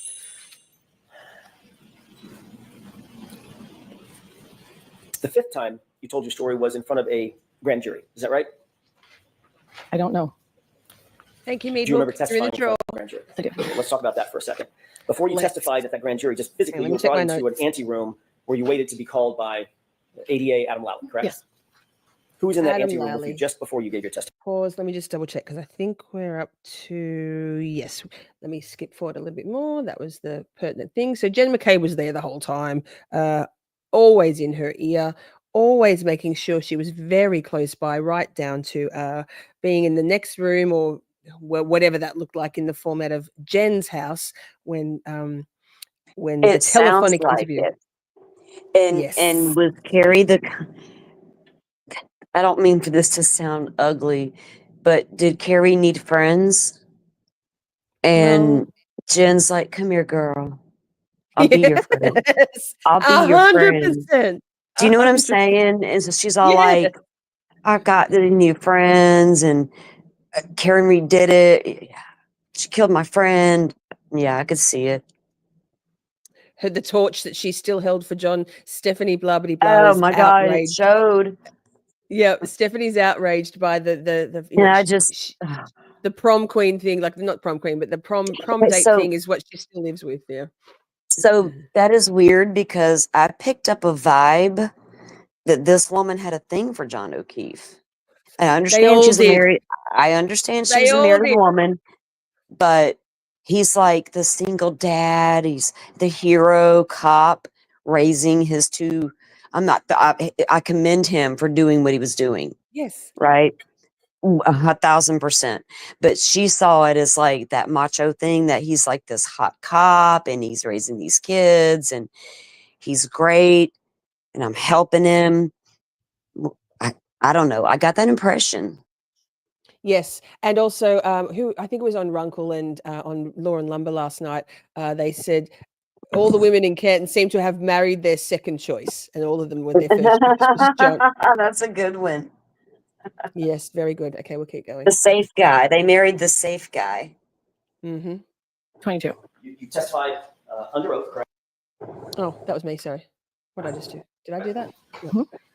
Yes. So the same oath that you swore here. Yes. The whole truth, and nothing but the truth, and guilty of perjury. Is that right? Yeah.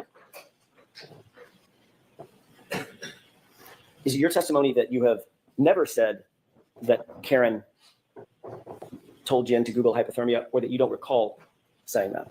I don't recall saying that. Would it refresh your recollection to look at portion of your grand jury testimony from that day? It might. May I approach? Yes.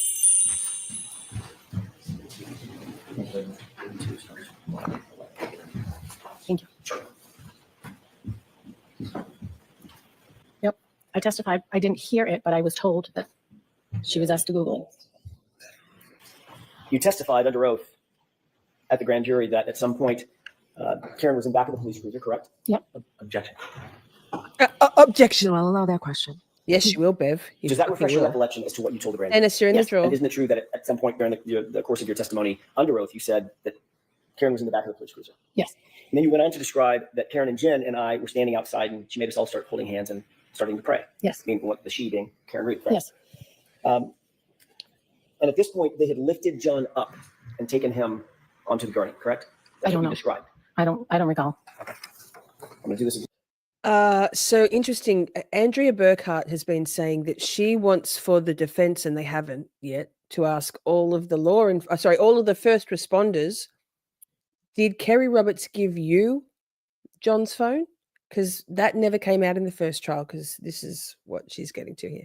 This again, just so we're clear. Yep. I say I think, so I'm not positive. Okay. Yes.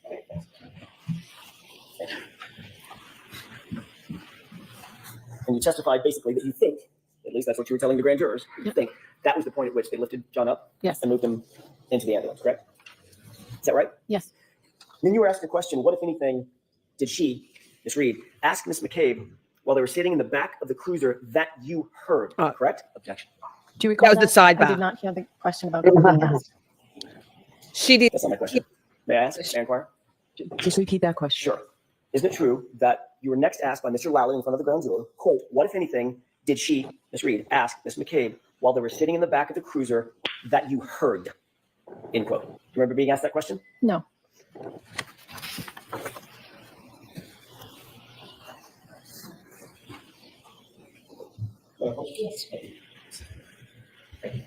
Look at line 16 through 18.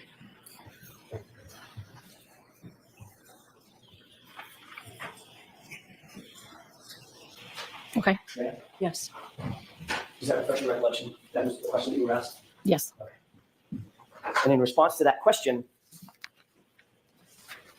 you stated, quote, at one point she asked her to Google hypothermia and how long Google hypothermia, correct? Mhm. I'm sorry? Yes. That was very detailed, you'll agree, but that's a very detailed and specific recount of an event. You recounted where you were, back of the cruiser, or they were in the back of the cruiser, correct? Yep. You recorded the time. It was right around the time that you thought they were lifting John up and scooped him up onto the gurney, correct? Yep. I thought it was about that time. I wasn't sure. Location, I'm sorry, I didn't get that answer. You were talking over each other. that's my mistake. What was your answer, Ms. I Roberts? thought it was about the time they lifted him up, but I wasn't sure. I'm going to just scoot a little bit forward because time. Thank you all for being here. I realize that it's come to 9 o'clock Eastern and some of you are going to dip to go to another channel. That's cool. Thank you for being here. Come back and watch the replay. Drop a comment after the stream has ended. Love to have you watch the rest.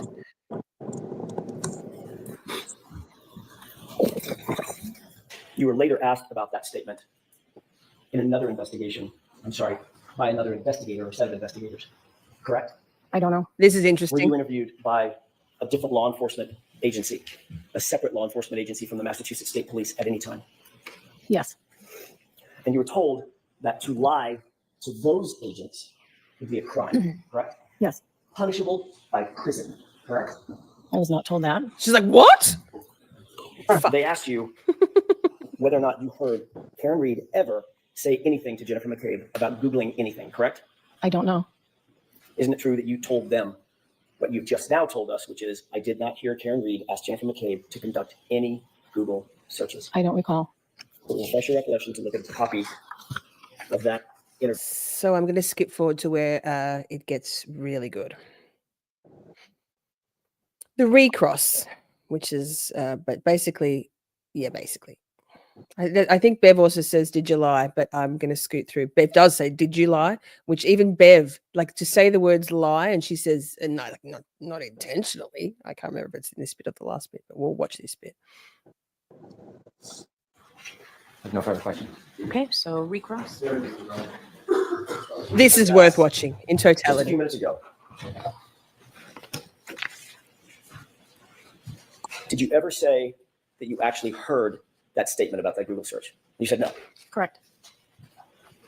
The question that was posed to you by Mr. Lally Her forehead is pink now. was, what, if anything, did Her she, whole Miss face Reed, is flushed. ask Miss Yeah, McCabe she was while they were sitting in the back of the cruiser swallowing. that you heard, Right. correct? I misunderstood the And question. you misunderstood that question? Yes. What did I you did. misunderstand about that question? I didn't know it was that you heard, so I was explaining what happened in the back of the car. I see. So you just ignored the part, literally, the part of the question where he said, what did you hear her say? That's I what your think the word testimony was is now? heard, and I didn't hear it. I obviously got the question wrong because I did not hear anybody ask about a Google search. Well, I know that's what you're saying now. I get that. But when you were asked, what, if anything, did she ask Miss McCabe while they were sitting in the back of the cruiser that you heard, your immediate answer was, at one point, she asked her to Google hypothermia and how long dash Google hypothermia, end quote. Correct? Correct. That was your answer, Yes. correct? To a question I misunderstood. And that was a false statement, wasn't it? Hello, Technically. bitch. Technically? Technically, Yes. Technically. yeah. Ms. Roberts? Baring her Okay, teeth. so remember, jurors, I said earlier, comments of counsel are not I evidence. talked over the top of it. Baring her teeth. She's what Shelley just said. This is where she shows who she truly is. Look look at Yeah. those blush cheeks now. She's bright pink. Yeah, Technically. Technically? Yes. Technically. Yeah. she's all like, Okay, so that was remember, jurors, I aggressive. said earlier, comments of Very. counsel are not It's more evidence and you're aggressive. to disregard them. Ask a question. Thank you, Your Honor. What do you mean technically? Technically, I was under oath and I did not hear Yeah, Jen, babe. You Karen were. asked Jen to Google it, And yet under oath, but I you- knew it happened at that and yet time. under oath, you said you did. Correct. And that was a lie, correct? Objection. Was that a This lie? bit. Did you lie? I did not intentionally. Okay, so You did. And Not intentionally. okay, that's the end of Understood this. the question, Mr. Jackson. All right, is there any other question or is that I it? didn't hear what she just said. I said I misunderstood the question, Mr. Jackson. that there, I guarantee you, Alan heard what she said. That was for the jury to make sure the jury heard what she said because he wants them to see her gritty, teeth-bearing, clipped verbiage statement. See and hear. That's what you're saying now, correct? That's what happened. All right, Can I ask one more question? okay. You can ask as many as you want. You said at one point she asked her to Google hypothermia and how long. Then you corrected yourself and finished with Google hypothermia. What did you mean by how long? What were you about to say? I don't recall. Had someone told you something about a phrase that started with how long? I don't recall. Hoslong, I don't hoslong. recall. Like, for instance, how long to die in cold? I don't recall. Thank you. That's so salty. Your thoughts? Were you going, oh my God, at that point? Yeah, and this lady, like I said, it seems like to me she was duped through a process. You know what I mean? Because I could never understand, like all they like you said, she established the tail light situation at the house, but other than that, she brought nothing to the table for me. But she got aggressive. She seemed to get uncomfortable. Her testimony changed from grand jury to now. She had a crush on John O'Keefe. But she failed to show me how Karen Reed was the type of person that would have ran over a man in cold blood and just took off and left him to die in the snow. House long to die in snow. No, I'm like, what was the point of this lady? And why is she up here telling me a lie? What is the point of this lie? Right? So why lie if there's nothing to lie about? And I got the impression that she was not being truthful. So maybe the jurors maybe jurors can gauge it like that as well. Or some might go like, some may be just like her, you know. Mhm. That's the thing Yeah, well, about juries. There's why there's so many. If it was just up to me and I was jury foreman, listen here, people, we're already done. absolutely. We were Hey, gonna stand Salt, up and tell some Bev, no more SideBAHHH, lady. Just hurry it along. SideBAHHH. Oh no, this is we go at a snail's pace in Dedham Superior Court. Now, Salty, I'm going to do the draw for the raffle. Do you want to go and make a coffee or anything, or go to the bathroom? And Sure. I might Yes. even, Thank yeah, you. that's Okay. okay. We're And good. I might even do the. So I'm going to draw the raffle, and I might even play the song that we wrote together as Camp Shorty compilation I'm gonna tell you collaboration. that. Let me just say, I'm dying to hear that because the song on intro was like I was laughing so hard. I'd not heard that, so I was sitting here having a good time listening to that. So that'd be cool. Well, it's a different style of music, but anyway, we'll do the Okay. raffle draw, and you can go and make a coffee, go use the bathroom, whatever you need to do, and we'll Cool. come back. So lovely. All right. Lovely. All right, chat. So we're going to draw the raffle for the last week. Whoever's the prize winner gets to pick a t-shirt or a top off the Miss Shorty merch store. But this. Well, now it gives me almost an indecent thrill to say it's time for Miss Shorty's merch raffle draw. Can I have a drum roll, please? And this week's winner is... Oh my goodness, I don't think he's here still. He's already won once. But oh my goodness, wait, terrible timing. Oh my goodness, I'm such a professional. It's Mr. Meathook. Can you see Mr. Meathook?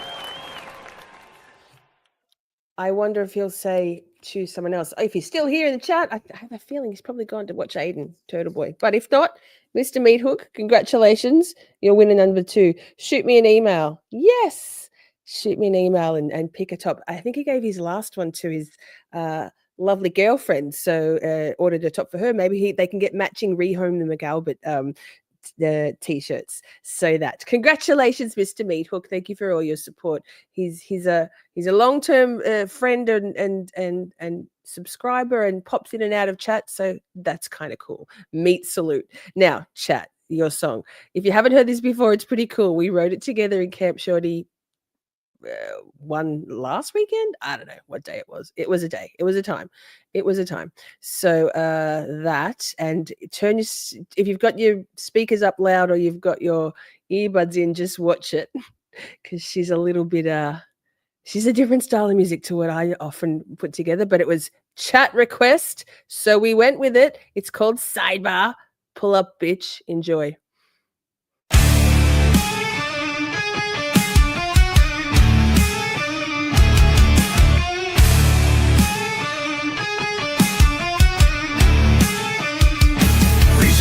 Doubt, scream into silence, war in the courtroom, verdict or violence, your gavel tales in blasphemy, Mr. Jackson, ask it differently.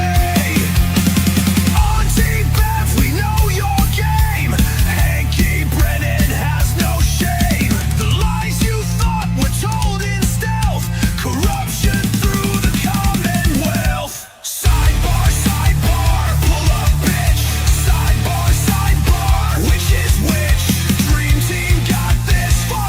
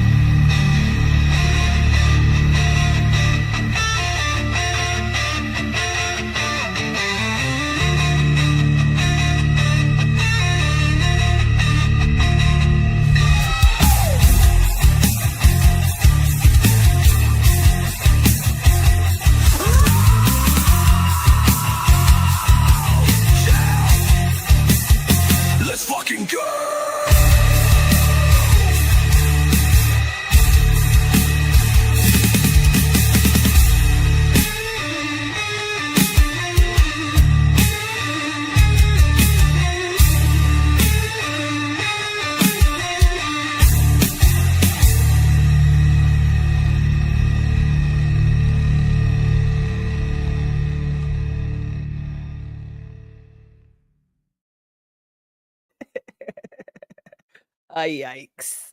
Chat. It rocks. It slaps. Good one. Good one. That's so cool. That's so cool. Those are so fun. Oh my goodness. I wrote a Kerry Roberts song last night. It's terrible. It's way terrible. I don't often admit that I write some duds. The lyrics I've got to work on. And so I think I've got better stuff formulated. I want to do a Furrows Nuttall one as well. I might write a song for every questionable witness. Yikes, my playlist is going to triple in size. So hey. Princey says she's loving it now. That's good. Dave wants some applause. Let me give you applause. Applause to the shorties. It was a collaborative effort, and it was so much fun. We're going to do it again in a couple of weeks for sure. Another song with all the developments that have unfolded thus far for all of us. So a round of applause for the shorties. Now, they're the big ones. We're not going to cover Peggy O'Keefe because it's distressing and she wasn't cross-examined, and nor should she have been. Let me see if I can find the next clip. Can I? Yes, this. So another one from the trial channel. There we go. Just a couple of little short clips from this guy because I don't know. I think we talked about him at length the other night, and I think that. So, Salty, how did you feel about on the morning when they resumed testimony, cross-examination with Mr. David Yannetti with his very big Yannetti energy this time round in the morning? How did you feel with his approach to Mr. Whitley? Did you find it a little bit too hot, or what did you think? Well, to me, they were still just trying to lay a foundation for everything. So some of it to me was just like technical stuff they're trying to get through. And so a lot of it to me was just like, I want to get on with the evidence. This guy to me so far, they're just laying out the foundation to me still. They're not really showing me an impact of anything, like from the prosecution side. You know what I'm saying? So far, I'm more impressed with the defense and the way because of their line of questioning of the witnesses and the way they're able to point things out, because you got to do that to cast that reasonable doubt. And they're doing a good job of that so far. And they're bringing out do you think they're bringing out some sort of questionable demeanor from witnesses, like for example Nuttall and this guy, and also then the poor young, well, he's not that young, but Becca, sweaty Becca, terrified Becca, the last witness for day 4. They're bringing out some kind of weird evasive stuff and a lot of emotions from these witnesses who should just be delivering the facts of what they saw and heard at the scene. There shouldn't be any real emotion. What do you think? So did they all testify first time around as well, right? All these people. Not Becca, the Nuttall and this guy. Okay. Yeah. So, some of them, I don't know if they're just being evasive for because they've been whatever the second time around, or if it's just because they don't want to break code. You know what I mean? Like you've said, they got to live there. They all probably see each other, work somewhere, know each other, kids go to school, ball games, whatever. So yeah, could it be part of that? Because they all seem to be uncomfortable. And they're they're all a lot more uncomfortable than they were the first time round. And we're not sure. Okay. Yes. Wow. Yes. Significantly. Is that show then? It wouldn't be show because it's not a good look, because I can see that they're uncomfortable, and I understand being uncomfortable when you're approached by a defense attorney. I get it. I'd be kind of terrified myself because they're about to come at me and I know it. That's their job. So, but with that said, they still seem to be very standoffish versus not wanting to be there. Do you know what I mean? There's a difference. Yeah, and they seem to me they seem very defensive and on Yeah. edge. They Yes. seem like they're shaking their boots as soon as they get there, right? And also just good Right. night, NH dude. Thank you so much for being here. Sweet dreams, Mr. Steve. Thank you. This Firefly says they are all way too defensive. Yes. Yeah, exactly. Yes. They come across it shows, right? I can see it. And I don't it's like why would they be that way? If you Right. just get up there and tell your story, not your story, but your testimony, you know, and you're Exactly. cool with it. You know, if you're Yes. good with your own testimony and you stand in it, you know, you can probably take on a good defense attorney. I Yes. get being nervous, but no. Yeah, like Heather says, if they were just being truthful, they wouldn't be uncomfortable. I'll die on Right. this hill. I agree No, with you, Heather. exactly. And Not Salty, your slip of the tongue of saying there's story and then changed it to testimony. That's what it feels like, though, doesn't it? It feels like they're all yeah, telling their stories, not just testifying as to what they saw and right. heard and Mhm. remember truthfully. So. Yeah. All right, let's listen to a few clips from another bald first responder in this area.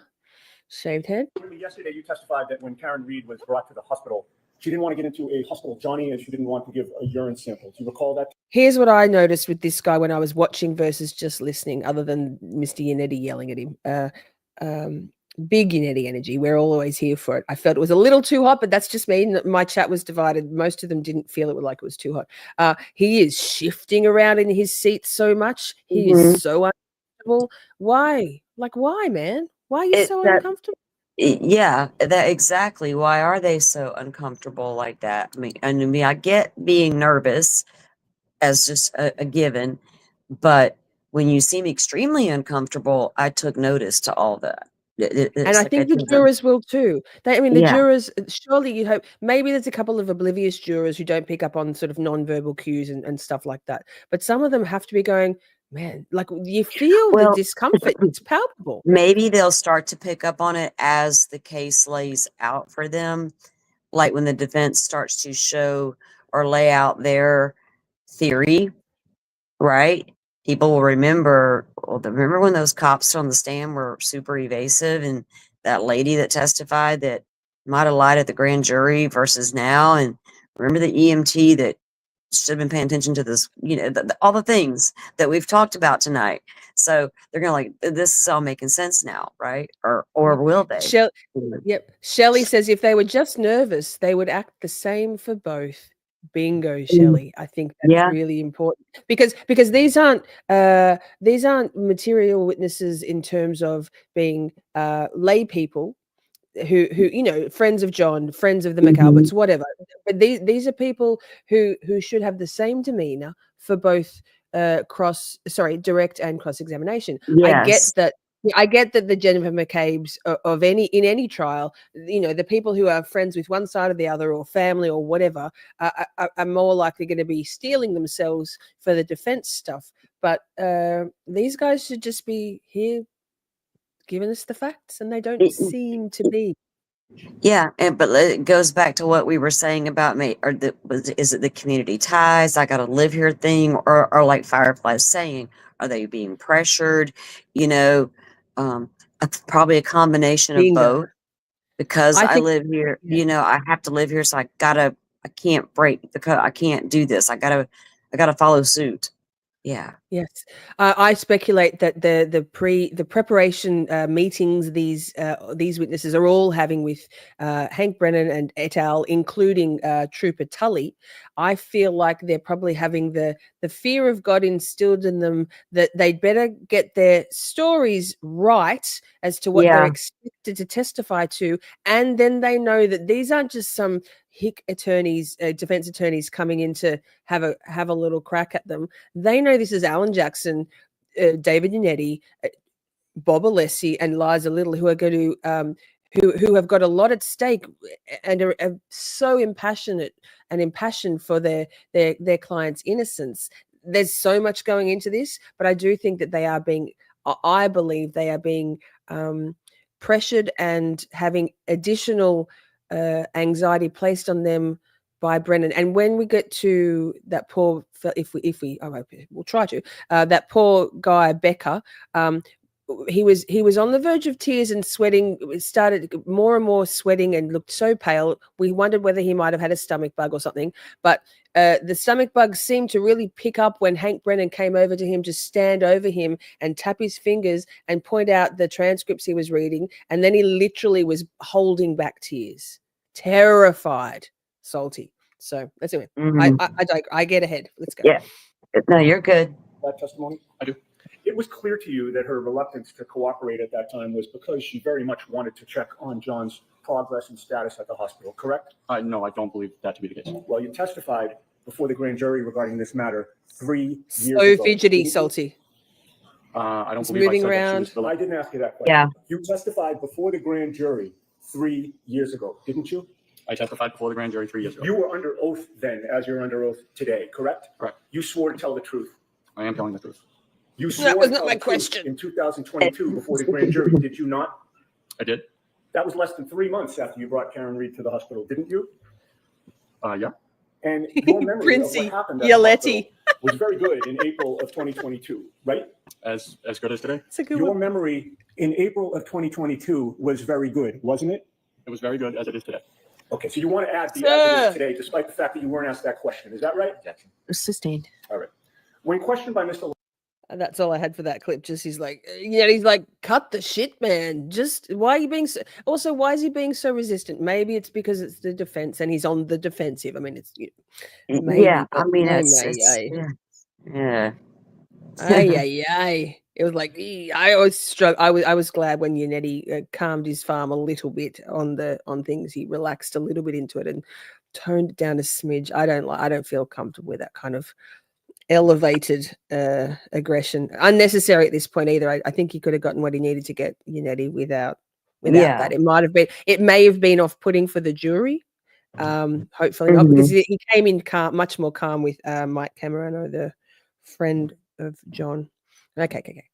By the way, so 2022 is no mention of many hours, right?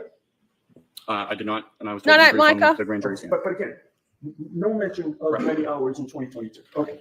Now, 2024, last year, Mr. LALLY asked you, so firefighter Whitley, at some point, specific to your conversations with the defendant, Ms. Reed, can you describe sort of her demeanor or any observations you made in relation to that as you were speaking with her? And your answer was, yes, she was very upset. She kept asking if there was any chance. She kept asking us if we knew if the person ambulance 1 had transported was alive or dead, and we could not speak to that. She asked if somebody could be alive in the snow without a jacket for many hours, correct? Correct. So 2022, there was no mention of many hours.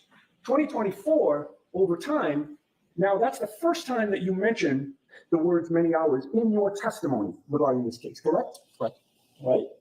His cheeks are getting more flushed. And when you testified last year, you testified still that she was asking you a question about surviving in the snow, correct? Actually, pause.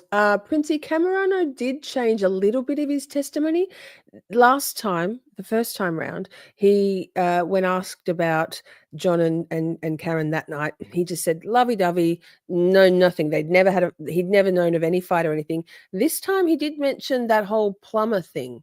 The weird thing about the plumber. So it's changing the narrative a little bit from Mike Camerano. And I think that goes back to confirmation bias, where he's convinced himself that I don't know now whether Mike Camerano thinks that Karen even hit John with the car, but it seemed to be he added in a few more things to sully Karen's reputation. Maybe Mike Camerano, when he heard the texts from Higgins in last trial, was like, well, fuck, she was flirting with this big pig, and maybe that's why he thought to mention it this time round. But there was a shift in vibe from Mike Camerano. He didn't change any hard facts, but he added a few more things. There it is, Dave's channel, and the inference was a different inference about Karen and John's relationship and Karen herself, in my opinion. Correct? Correct. So then we come to yesterday on direct examination. Do you recall that Mr. Brennan yesterday asked you before you left, were you having any conversations with the defendant? And you answered yes. Recall that yesterday? Is that at the hospital? I'm asking you yesterday. This is just him being evasive. You recall Mr. Brennan asking you before you left. Either he's being intentionally evasive, Salty. What did you think? Or his brain isn't actually receiving the questions properly because he's so stressed out. What do you reckon, Salty? I felt like it was a little bit. I felt he was stressed, but was it because he was intentionally being evasive? That's what I kept. I just kept getting this vibe that these witnesses so far feel a little intimidated. I don't know. It can't be just from a defense attorney asking you questions, because you should be able to answer those questions he's asking honestly, because he's not like coming at them all hateful and rude. Judge isn't going to tolerate that. He's asking pinpoint questions, like the important questions, and I need to hear the answers. And they're like, oh, well, I don't, and this and that. And I'm like, well, you should be able to answer that fairly easily.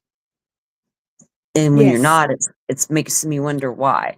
And don't come at me with that, well, I remember this, but don't remember that, when it happened at the same time, almost simultaneously type stuff, And the other thing is also, I just thought last time round, if they had not had the fear of God instilled in them by Brennan and Tully, last time round, the defense didn't really come at any of these witnesses. They didn't really come at Timothy Nuttall. It was Alan Jackson at the time as well. So it's not like they're like, oh my God, last time was terrifying and awful and traumatizing. So they're not just like already expecting him to come at them like that. So they shouldn't be. They should know better.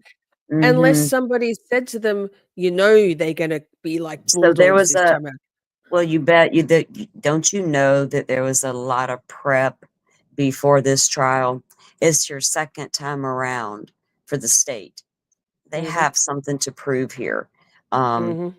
If they fail again, it's not going to look good for them at all. And they know that. So we're going to do a lot of prepping here for this case, including prepping our witnesses. Even if we got to write it down for them, Nuttall. Whatever your name is. Heavily prepped. Heavily prepped. Nuttall. Yeah, Nuttall. I call him Furrows, Nuttall. Okay. Are you having any conversations with the defendant? And your answer was yes. You're talking about Lee. I'm just trying to make sure we're talking about the same instance. I think he's just freaking out now. His brain isn't. Fairview Road. When you're at Fairview Road, leaving Fairview Road, we're talking about the same. Also, Yannetti just yelled at him for 25, 30 minutes. And so now I think he's probably like, and he's kind of a little bit in shutdown. I think he's probably like, I don't know whether he's being intentionally evasive. I think Shelley might be right with that one. Subject of what Ms. Reed supposedly told you or asked you. Okay. Mr. Brennan went into that with you. So on the way you're talking on the way to the hospital in terms of left, when we left. Well, before you left. He meant before you left the scene. Okay, no, I'm just trying to clarify. Okay, it's the same conversation, Mr. Whitley. I'm not trying to trick you. Mr. Yannetti, he just asked for a point of reference. It's clear, no go. Understood.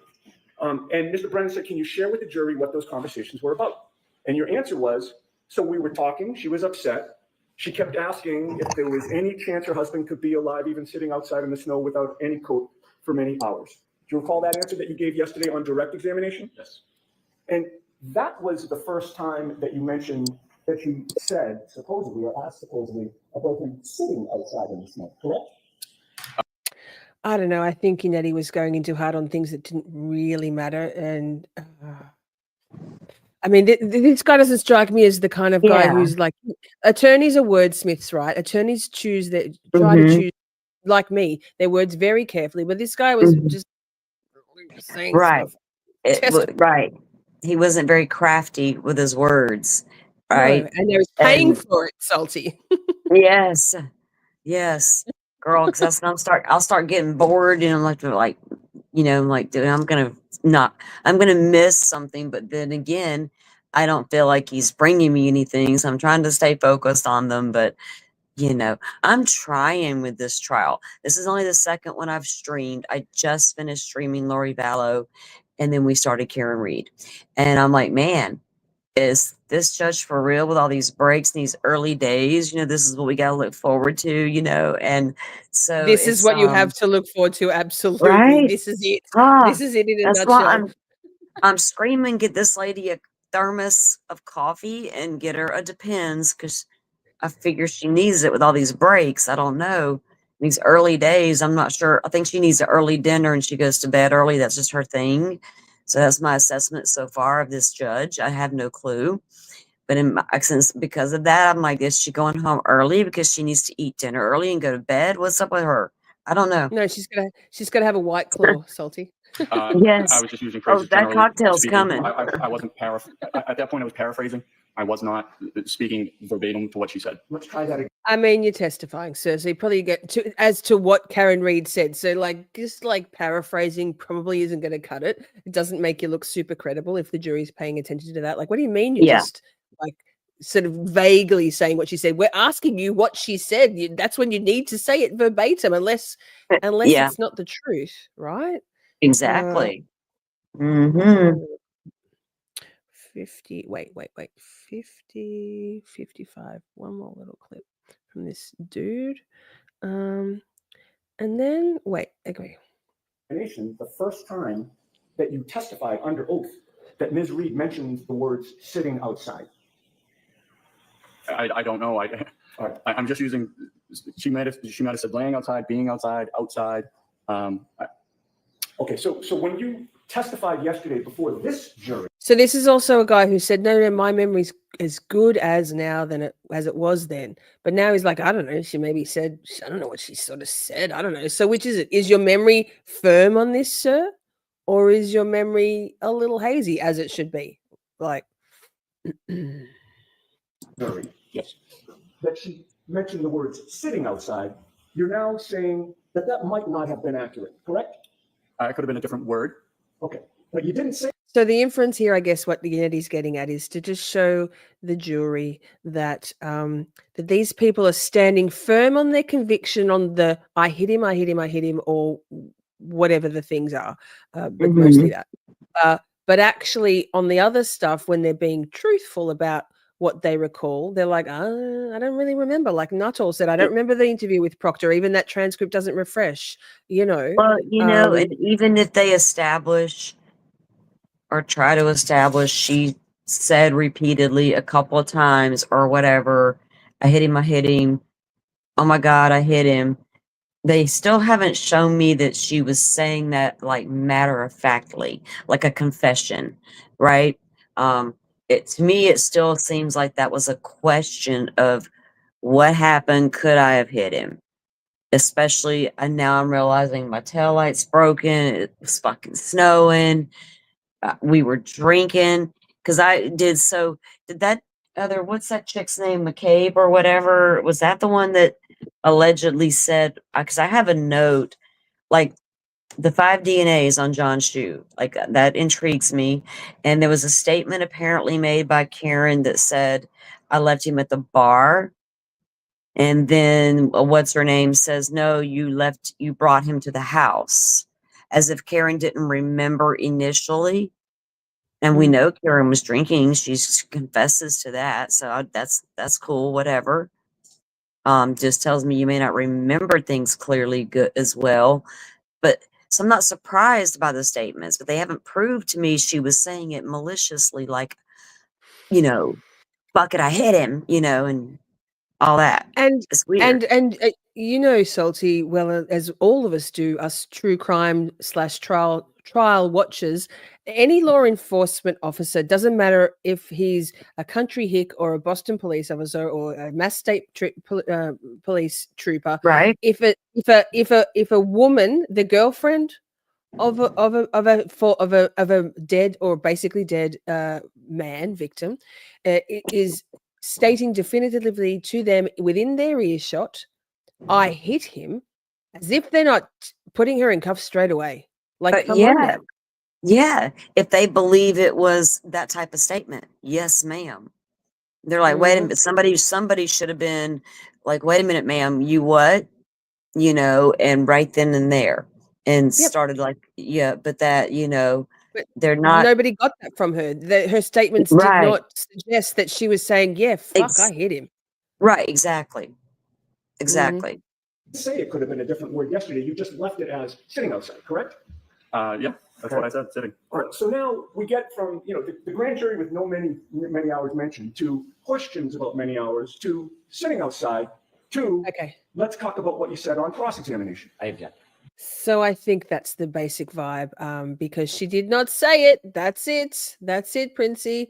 Okay, now we're going to skip to a question for Salty Starred. Let me check. Someone's got a question for you, Salty. Salty, what do you think of the clips of Karen between witnesses? I asked you that before, but like, what do you think? What impressions do you get? Does it? Yes, go. The only one, no, I didn't get. They didn't affect me to the point where I didn't feel like this woman was confessing on live TV to a crime, right? I felt like she was talking to people who were interviewing her and asking her about that night. She was just telling them what happened. That's my opinion on it. And the one that I didn't like was when they made fun of his mom or whatever, because I felt like it was shown out of context and I didn't get the whole. It was like, okay, well, but I get it. She did that. Well, we're all prone to do that about something at times, even something that serious, like a death, right? So, but I needed to know the whole conversation. What was that so I guess like? the jurors are probably thinking that too. And the other thing, I guess, with those kind of comments is so, but I don't know if people will. That's the thing. Are they going to look at that like they presented it, like a snark, mean lady type of situation? Because I was like, well, I get it. She was snarky, but I still need to know the right before part too. She said that. And I guess, hopefully the jurors can say like, but this feels out of context. And also perhaps, I mean, 1 or 2 or 5 of the jurors might have a mother-in-law who they can sort of understand that my partner's mother is a bit of a fuckhead towards me. Also, though, on the flip side of that, maybe there's a juror or 2 who is that mother-in-law and who's like, yeah, I wouldn't like her either. So we will find out. Yeah, because you have that. There's people who have. I had an amazing mother-in-law back when I was married, but she was great. I had no complaints. But everybody, it always seemed like you were supposed to have mother-in-law issues. That's what everybody always said they had. So, but I never experienced that. So it could go either way, Yes. And then Colors wonders, what did you think about Peg asking, why is she here, when Karen was at the hospital, when they got to the hospital, when John was yet to be pronounced dead? What did you think about that? Was there already a contentious relationship between the 2 women, or? Well, Karen had been John's statement to say about someone's girlfriend of 2 years, right? Right. If the girlfriend is there, I would have turned around and said, well, were you with him last, or what happened, or not why is she here? To me, that felt like they didn't maybe get along well. There's a history there. Yes. Yeah. Okay, let's go on. So this was, we're not going to watch any of this testimony, but this is, I think for some of us, it was quite the relief to hear this voice. I feel pretty shitty about how this morning went down. I know you said sorry, but it really stung, especially when. So this isn't that yet. What did you think about the text messages, Salty? We talked about this in the very beginning. I'm not going to go through them all. What was the vibe you got from that? I got a vibe of it. So just in a nutshell, I got a toxic relationship vibe, and I felt like John O'Keefe was not being honest with Karen Reed, and he was kind of using her a little bit. That was my impression. Yes. And what did you think the purpose? What did you think? Do you have a feeling? What do you think the Commonwealth's intention is to introduce these text messages versus perhaps what the effect will actually be on the jurors? Well, that's the thing, that I think it may have a different effect than what they were trying to show. Were they trying to show me that she was the aggressor here in this relationship, or she was the toxic one with the bullshit text? Because he was also saying some stuff like, I hope your plumber's hot. Like, dude, come on, really? I would have texted back, really? Is the plumber hot? I don't know. He's probably bald and got ass crack. All right. He's the plumber. No offense, plumbers, but it's that old cliche. And so then then he's texting her back, well, I'll fix it, but wait till Monday. And she's already telling him, I want it done before the end of the weekend, blizzard coming, blah, blah, blah. I don't blame her. She has the means and the resources and found somebody to come out during an impending blizzard. Fuck yeah, you're going to wait on that dude to get there, right? But think she was also hoping, yes. Yeah, wait till Monday and come on over to the house. Get over here now before the storm hits. Get over here. That was my take on those. I think Karen wanted for John to say, you can have a shower here. But actually what John wanted was, I need a taxi service. So there was a little bit of disconnect. Right. Well, they both had kind of their little motives, you think. But I felt like, too, even if she wanted to really wait on the plumber, he was all like, don't wait on that guy. I can fix it. Don't, whatever. He was mad that she even called because he could do it. But he's like, just don't even wait on him. Just get over here. Okay. So which one, what's happening right there? Because it sounded to me like you just want her to drop everything, just get her ass over there. That was how I felt about that. So if the prosecution was wanting me to feel one way, they kind of, it backfired on them. Right. Yes. Yeah, I think so too. If they wanted to establish that they were in an argument, right? And that leading up to the night, I get it. And they were drinking heavily at the 2 bars. And by the time they got to the house, she had had enough and ran him over. No, I'm seeing a toxic relationship, but I'm not seeing that level. Yes, I agree. Good. Yeah. Good. I'm glad that's the kind of impression you got. Now, this is what I was setting up before, but I know when I heard this little voice pipe up, I was like, oh, thank goodness. Who is your next witness? You're on the call. We'll call Dr. Gary Fowler to the stand. Thank you. Who would have thought we would ever be like, oh my God, Lally. I mean, not everybody I was in Justice Serve TV's chat. Not everybody in that chat was like, yay, Lally. But I know I, for one, was like, thank God it's not Hank Brennan. They let little Lally out of his little dog box to come and question the most boring witness in terms of his delivery of his extraneous. Yes, Shelley says she was actually glad to hear Lally. So now I know that's all. That was all for that one. Let me just check. Thank you, Miss What the Fuck, for sending me these timestamps. So helpful. Okay, Becker, Mr. Sweaty Becker, this poor guy. I think I'm going to see if I can find. This is the last witness for day 4. We didn't do Mike Camerano. We didn't do Peggy O'Keefe. We skipped through Tully because Tully's still coming. Where? Let me see if I can find it. This is not me being prepared, but I was pushing up against time. No surprise by anyone. Wait. Oh, Paul Keefe, yuck. Oh, okay. Salty, do you have any vibe at all about, or feelings all about Paul O'Keefe vibe, anything? No. And the only thing I know about him is the little bit that Firefly has told me, right? And I know he's the brother of John O'Keefe. And that's all I know about this guy.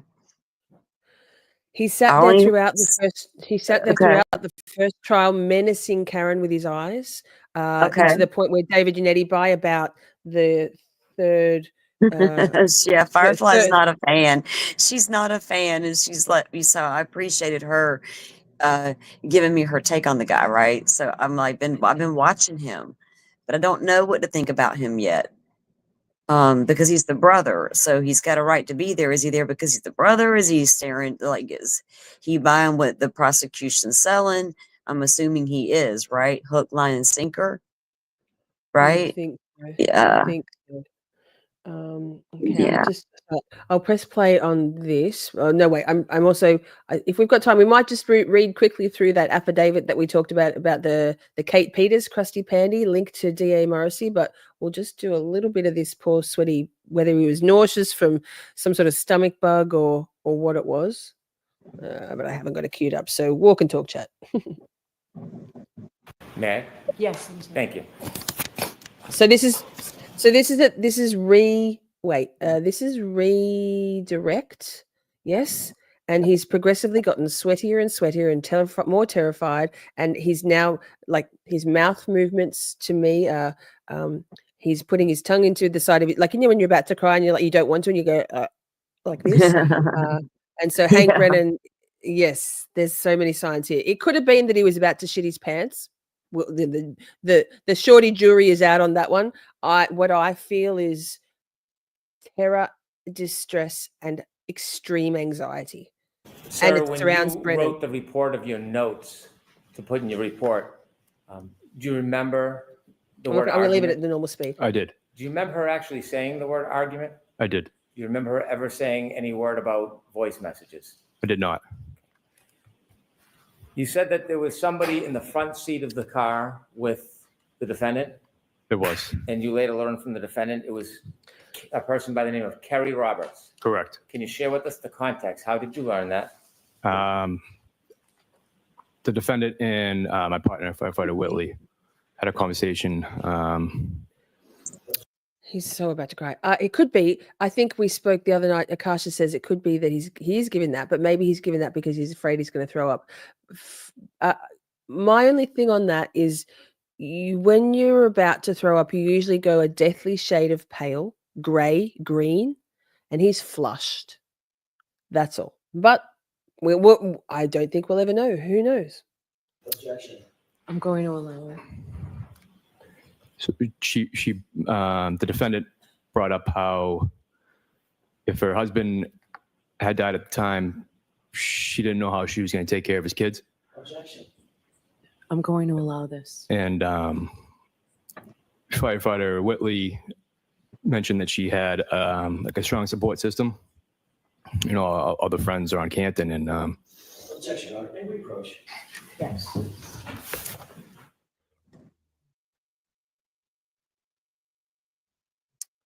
I feel like also if he was ill, surely he would have said, because, you know, who was it? In Laurie Velo Daybell, that witness who was unwell, Salty, said, and then the judge made a joke about, if you need to vomit, make sure you turn the other way so you don't throw up on me. Yeah. I just think a witness, if they were feeling physically sick and were unwell, there would be some qualifier there. Yeah, I agree. Yeah.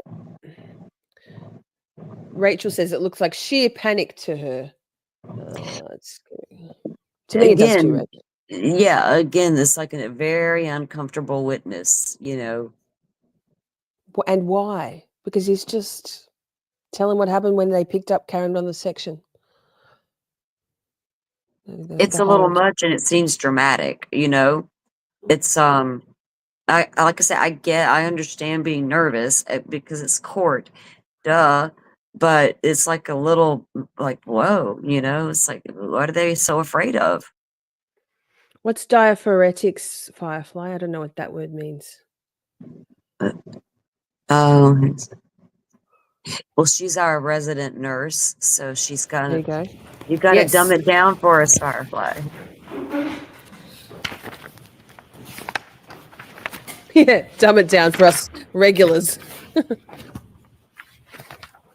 When you spoke to the defendant and she shared with you that her last words with her husband were an argument. Oh, yes. Why didn't you ask for more? At the start of his testimony, he's not sweaty at all. He was just looking gaunt and tired, and Chat was offended when someone said, and I agreed, he looked like a gamer because he was so gaunt and pale and tired looking. And then as his testimony got further through, he got more and more sweaty. By this stage, even his cheeks down here are sweaty, but his cheeks are flushed. I don't know. I'm not a medical person, but I am an empath. And what I feel is terror and anxiety, not illness. Yeah. It was, you're right. You know, you're spot on because it was a little excessive. And I picked up on that. And I don't know if he was just like a highly stressed person already. And this is like a little too much for him. I mean, it's like, is it that overwhelming? But yeah, he might have extreme I social don't know that. anxiety. I'm going to give him grace and say it could be, but at the same time, I'm like, well, he better get used to testifying when things happen around town and crimes occur, accidents happen, then you have to show up and you got to go testify. You better get used to it. But you're all very, very uncomfortable doing it. Absolutely. Heather Taylor says he looks like Christian Bale in his super skinny role. I can't remember the movie. Neither. That was back to Timothy Nuttall. Last trial, in the first trial, Salty, Tim Nuttall was a lot fuller faced and had longer hair. The hair. Yeah, but the first thing I thought when he got onto the stand was, oh wow, he's lost some weight in the last 12 months, which could be for any reason. But then his demeanor and his made me go, oh, Jesus Christ. Yeah. Are they all under stress in that town? Jeez. Well, now they are. What the fuck says, I think it's because he says good things for the defense, things against the Commonwealth Company line. Yeah. He's being, in my opinion, I think so too. He's, well, yeah, he just seems really, this guy really seems more nervous though, right? And maybe I guess that would be a very good reason to be, especially if you're like a lone wolf or whatever, you know what I mean? Kind of thing. But, and he lives in Canton. This one, he lives in Canton. He's in Canton. Okay. Yeah. Yeah. Canton. How about that? Canton. I didn't feel You gotta, no T. Just got to say Canton. Canton. Canton. At the time, we went about the call as we'll get you there. Don't you worry. We went about the call as that we didn't, think we would be witnesses in a murder trial. We were there to support Karen and ultimately get to the hospital safely. And you were asked about trauma, and you said that you observed that the person may be in trauma, Ms. Reed. A traumatic event, traumatic event. Right. Do you have any idea what caused that traumatic event? I do not. Thank you. I have no further questions. Anything? I felt like the prosecution was trying to get him to. I felt like they were trying to lead him to say things that he didn't see in her that day, that night, or that morning, or whatever. You know what I mean?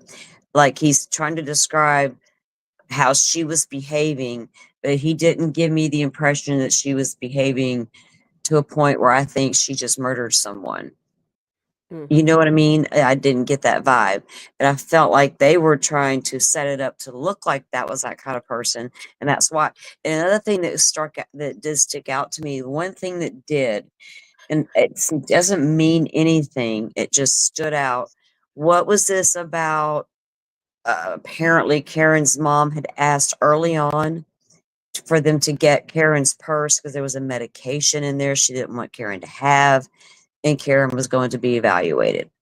I was like, well, what medicine could she have they didn't want her to have if she's having a mental episode, right? That was my first thought. And then I felt like they were trying to get him to describe something beyond what he saw. Yes. Does that make sense? Yes, right. Absolutely. I agree.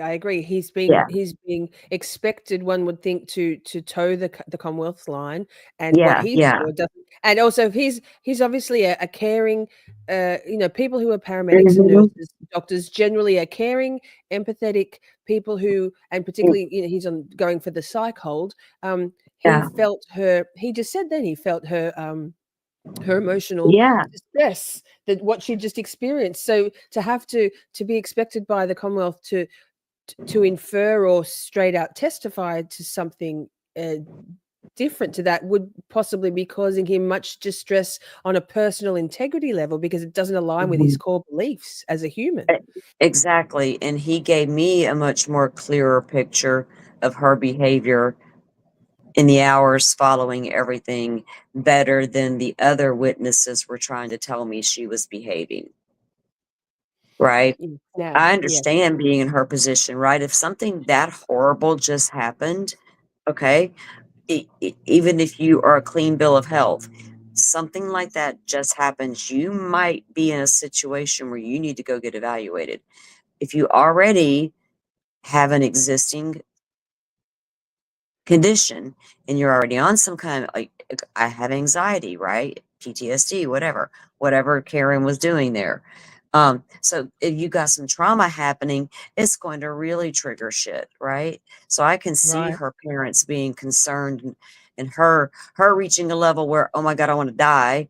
And her parents were like, no, we need to get you somewhere and get you. I get it. So that doesn't make her look that doesn't make her look guilty to me either. So I just wanted to throw that out there.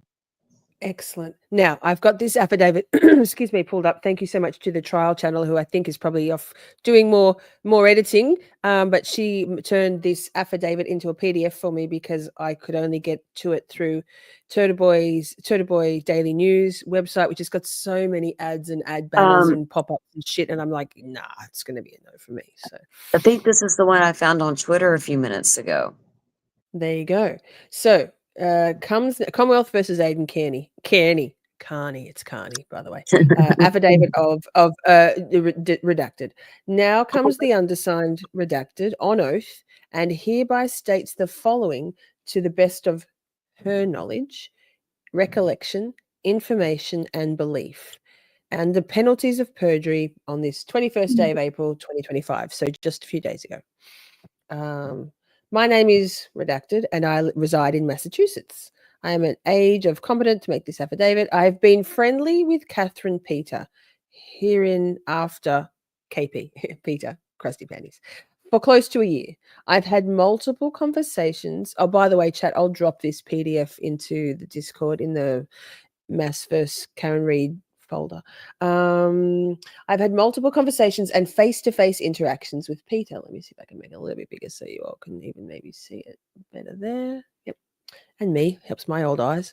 Peter volunteered information to me about the Karen Reid case countless times throughout our friendship. All factual representations below are from what Peter told me about her involvement in the Karen Reid and Aidan Carney cases. Now, Salty, KP, Peter, the person here being spoken about, she worked for Aidan with Turtleboy and was very much free Karen Reid. I think they had some sort of falling out. Chat will probably know the details better than I do. That shit, gossipy shit, doesn't interest me, but it's the bare bones are all we need. And went to the Attys, the other side, really KP is the one who started the whole or fueled the whole Turtleboy derangement syndrome, the hating Karen Reid and protesting and preaching that Karen Reid is guilty, nothing to do with the facts. So but that whole thing started over a guy and a girl having a disagreement about something. They were never romantically involved. If you've seen, even so, yes, that's what started it. Seriously, yes. No wonder I avoided this case like the fucking plague. Oh, it's wild. And so Aidan's a very divisive character. You mostly love him or hate him. I love him. I have I don't know the guy, nothing about him other than some blurbs on social media, so I have no opinion on him. You know what I mean? Good or bad. Sidebar. In my 4th week of live streaming, I interviewed Aidan, which is on my playlist. I had a co-host. Wasn't the best decision. I learned some good lessons in terms of how I run my channel after that. It wasn't the best interview, but it's out there. So Colors Flight says he worked for her, she worked for him. Which colors? Anyway, they had to work. This affidavit is involving. So set it up again, though. So what are they actually talking about here? So basically, this is the one I found on Twitter. So yes, but I was like, okay, so it involves the Kearney guy, but who are these people? So Aidan has been to jail for witness intimidation. Lol. That's still standing. His trial is yet to come. It's very intricate. But the bare bones of this is that KP, who the affiant is talking about, and Aidan had a falling out.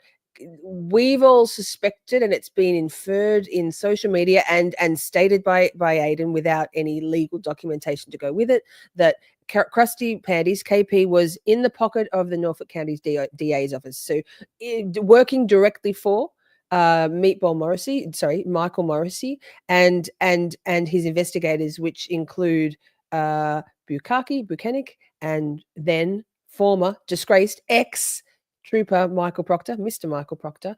And so that's the kind of setup. So basically, it's always been suspected that, and with some pretty good evidence, hearsay stuff, that this was the case, that Kate Peter was working for and being fed information to from Michael Morrissey, the DA. And why does Michael Morrissey have this food stamp 5? She's a pretty low socioeconomic, low. I don't want to sound like a snob or an elitist, but she's kind of trash. She's kind of trash.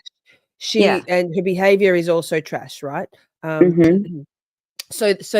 So here's now, and this affidavit was provided by or drawn up by or submitted by Timothy Bradel, who was Aiden's original attorney, and who has now been joined by 6 months ago by Mark Betterow, who also tried to join the Karen's defense team and was denied by Bev. So these two are reputable. Like Mark Betterow is from New York, so he's coming in pro hac vice, and Bradel is a local. He has a pretty good rapport with Beverly Cannoni, Judge. We know the dishonorable Beverly Cannoni. So these are reputable attorneys. This isn't. They would not put this, submit this affidavit if it was not able to be founded, right? Proved. Yeah. So it's not some bullshit filing. There it is. Thank you. Right. There we go. Karen Reid's first trial was during Karen Reid's first trial, she was in regular communication with ADA Adam Lally. So this is what the affidavit's stating to. At one point, prior to jury deliberations, KP Peter met with Adam Lally for lunch. During this lunch meeting, Adam Lally told Peter that he knows the foreperson who is a retired police officer, and he, the juror, is guaranteeing a mistrial. So this is jury tampering, which I claim, I stated and will die on the hill a long time ago, that the foreperson was a plant, and that the Commonwealth never were gunning for a conviction for Karen Reid. I think they wanted a mistrial so they could go, jury got it wrong. Can't explain why they then decided to re-prosecute her, but anyway, I think that's hubris. Right. So Kate Peter told me she is paid $1,500 each month via Cash App for her assistance in the Karen Reid and Aiden Carney prosecutions. Peter believes that Karen Reid is innocent, but she has to play the game. I interpreted this to mean Peter's role is to publicly promote and advocate on social media that Karen Reid is guilty, and she and her henchmen, the core antis who hide under the sock accounts of many, they're vile, they're vile and loud. Their logical fallacy arguments that they put forward are off the charts. These are idiots. These are it seemed like they were paid propagandists, and here we are. Well, yes? Here's the thing about true crime and high profile cases. There is propaganda. And today's deep hole in Delphi, it's not pretty, right? And to me, that was one of the things when I was watching Delphi unfold. I'm watching this Karen Reid stuff over here in the corner, in this social media involvement, and I see what's happening in Delphi. I already know what happened in Idaho with social media at this point, and that was ugly. And I'm like, So I always keep that in mind when I'm watching these cases, and that's why I try I'm open to, like on the channel. I love discussing, you know, the theories based around everything, but and like basing it on court documents too. And like this is a good court document, and because I know nothing about this guy or this person they're talking about, you know, none of these people. So if there's things going on that shouldn't be going on, that needs to be exposed, regardless of who's right or wrong, regardless of how it got laid out. And it's like, you know, a lot of times you have to watch as a creator where your people are trying to feed you information from, right? I get stuff DM'd to me. Am I about to go live and run with it? No. You know, I'm not saying that's happened here, but it was just weird to me, the social media influence on this case, and then what is going on with Delphi at the same time, and what I knew was going on there. And I was like, is it just a YouTube thing, right? Is it just because we're so into true crime? I don't think it is, because I interviewed Frank and Jim Zell, who have investigated the JonBenet Ramsey case for 27 years. Weeks after. It's a 5-part series, great series. You should go and listen to it. It was in my very first start. It was before I even had a laptop. Anyway, Frank Zell, I'm pretty good friends with. They're amazing humans, both of them. They're twins, identical twins, who are from New Jersey. But Frank Zell warned me about all of the infighting and weird shit and all of the lies that happened long before there was, you know, there was maybe the beginning of chat rooms, but all of this kind of weird shit and the propaganda and the fake stuff and the infighting and the vile treatment of people has been going on for, you know, for at least 3 decades. So I'm sure long before. Exactly. And it's like I say, I'm not the YouTube police, and there's nothing I can do about it. You know, I don't let it take up, like, you know what I mean? You can't always control what everybody else is saying and doing. You can only go with what you think and know, right? So it's just weird when it gets out of hand, you know, to a level where the people are showing up in court documents everywhere, and all these things are happening that shouldn't be happening, right? They should be focused on a trial and a victim who deserves justice versus all this noise. So here's the thing. Does the prosecution. Here's the thing. You got to figure out who's causing the noise. Is it the defense or the prosecution? When I say that, I mean with social media and media.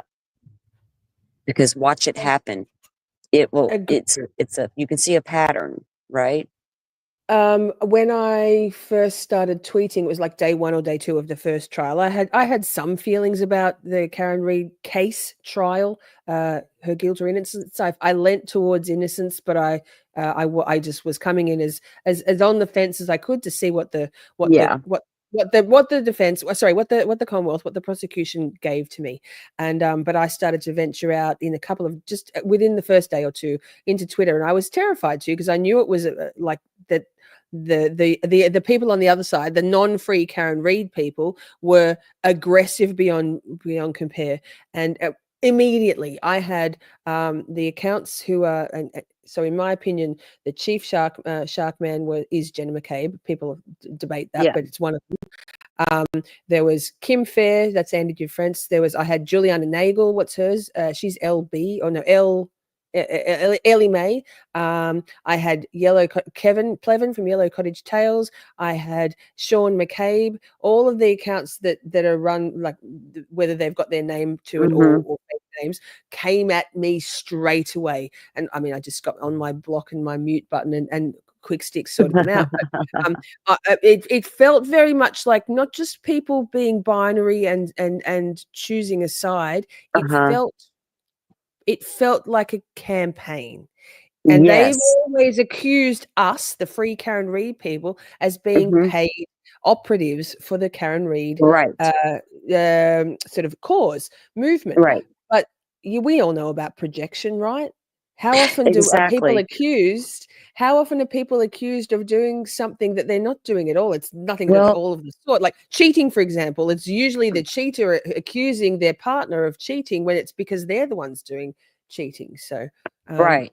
And it can come from both sides. Like, I don't think a lot of like the police departments and things of that nature and prosecutors are ready for social media at times, right? They're like, whoa, what the hell? And they're not good at communicating with social media. Like, even law enforcement's coming out and giving good updates on certain cases that you're following or whatever, and there's nothing going, and you're like, just give us something. But it's like it finding the facts, right? And weeding through stuff sometimes when things start to grow like these cases, and all the exes. I have people come into my chat now when I do Save Brian Koberger, and I still see the old stuff. And when I say old stuff, 2.5 years ago stuff, rumor mill stuff popping up, and I'm like, then I feel like I need to stop and talk to him about it. Well, why do you feel that way? And here's why, whatever. Now go with your thought. But it's crazy how people have a hard time finding good information, right? And then making up their mind based on that. And you do a good job with that. You lay it out there and you show what you're talking about and you explain what you're talking about. So I like that part of it.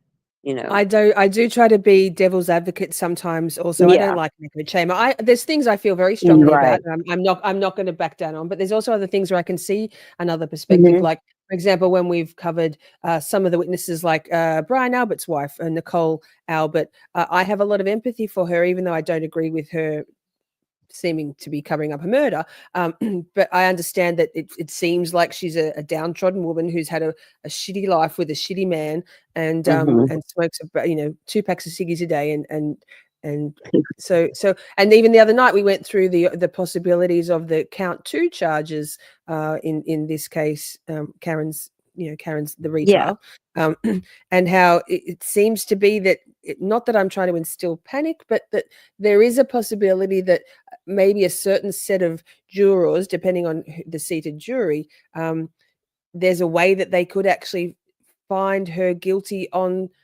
some of the lesser included in that one. So I don't want to entertain that, but let's not go into things that's with a our blinders possibility though. Well, right? that possibility is going to remain open until a witness or until an expert witness can get on the stand and testify about those wounds on that man's arm. And also his other wounds, the temperature of the body, it wasn't in a hypothermic state, or it was, that matters. Those things are going to be the most key things in the case, because that's your timeline, right? And if they can if they can prove that body hadn't been in that snow long, then he was in that house the whole damn time, not laying in the yard in the snow all night. Exactly. So then you go Google and how long to die in snow at what time? 2:27. Well, so what was that body temperature again? Oh, I don't know the body temperature. That's how long it laid out there. And also, there's a few other things. Also, you'll find out, but there are phone calls, butt dials, apparently, butt dials, and not the butt dials, butt dials, butt answers, and butt return calls. Oh my God, you can't make this stuff up. Now we got butt dials as entered the picture. 2:22 a.m. between the two Brians, Brian Albert and Brian Higgins. Okay, giving you there's a whole lot of spoiler alerts here, but first of all, 5 minutes before 2:27. So who the hell butt dials these days? Don't we all have a lock on our phone? I don't get butt dials. No.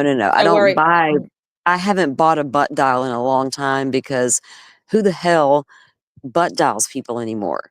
There is a way, but you have to have your phone unlocked, so be on your phone. Exactly, I get it, but don't worry, we'll go into it ad nauseum. Yeah, but generally speaking, your shit's going to be unlocked, and you're not going to accidentally butt dial. No, but not only will you not butt dial, but you certainly won't butt answer, and you certainly then won't butt return that call, and then have a 22-second butt call that won't go to voicemail, and then butt hangs up. It's wild, man. It's wild. You wait. This is why when the last one is a mistrial, everybody, almost everybody who has sensible brains was like, what the fuck was the jury watching? Because what we saw was reasonable doubt in a buffet, like an all-you-can-eat buffet of reasonable doubt. And then the jury came back with, so let's go back to this document because it's pertinent. I'm going to go back to that last sentence because the last point, wait. So, no, wait, I'm going to go back. The mistrial one, that was a mic drop moment that I think I kind of buried the lead.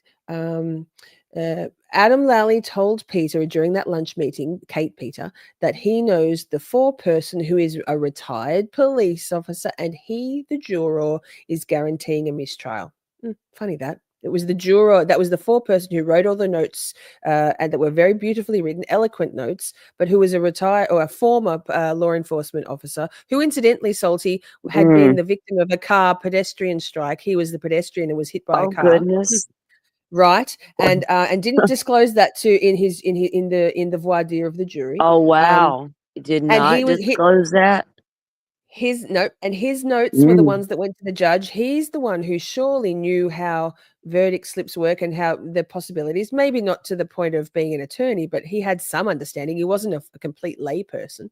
So that. Anyway, so Kate Peter got paid $1,500 a month. She's paid to play the game, even though she believes Karen is innocent. Kate Peter opined to me that if anyone killed John, it was redacted an asshole.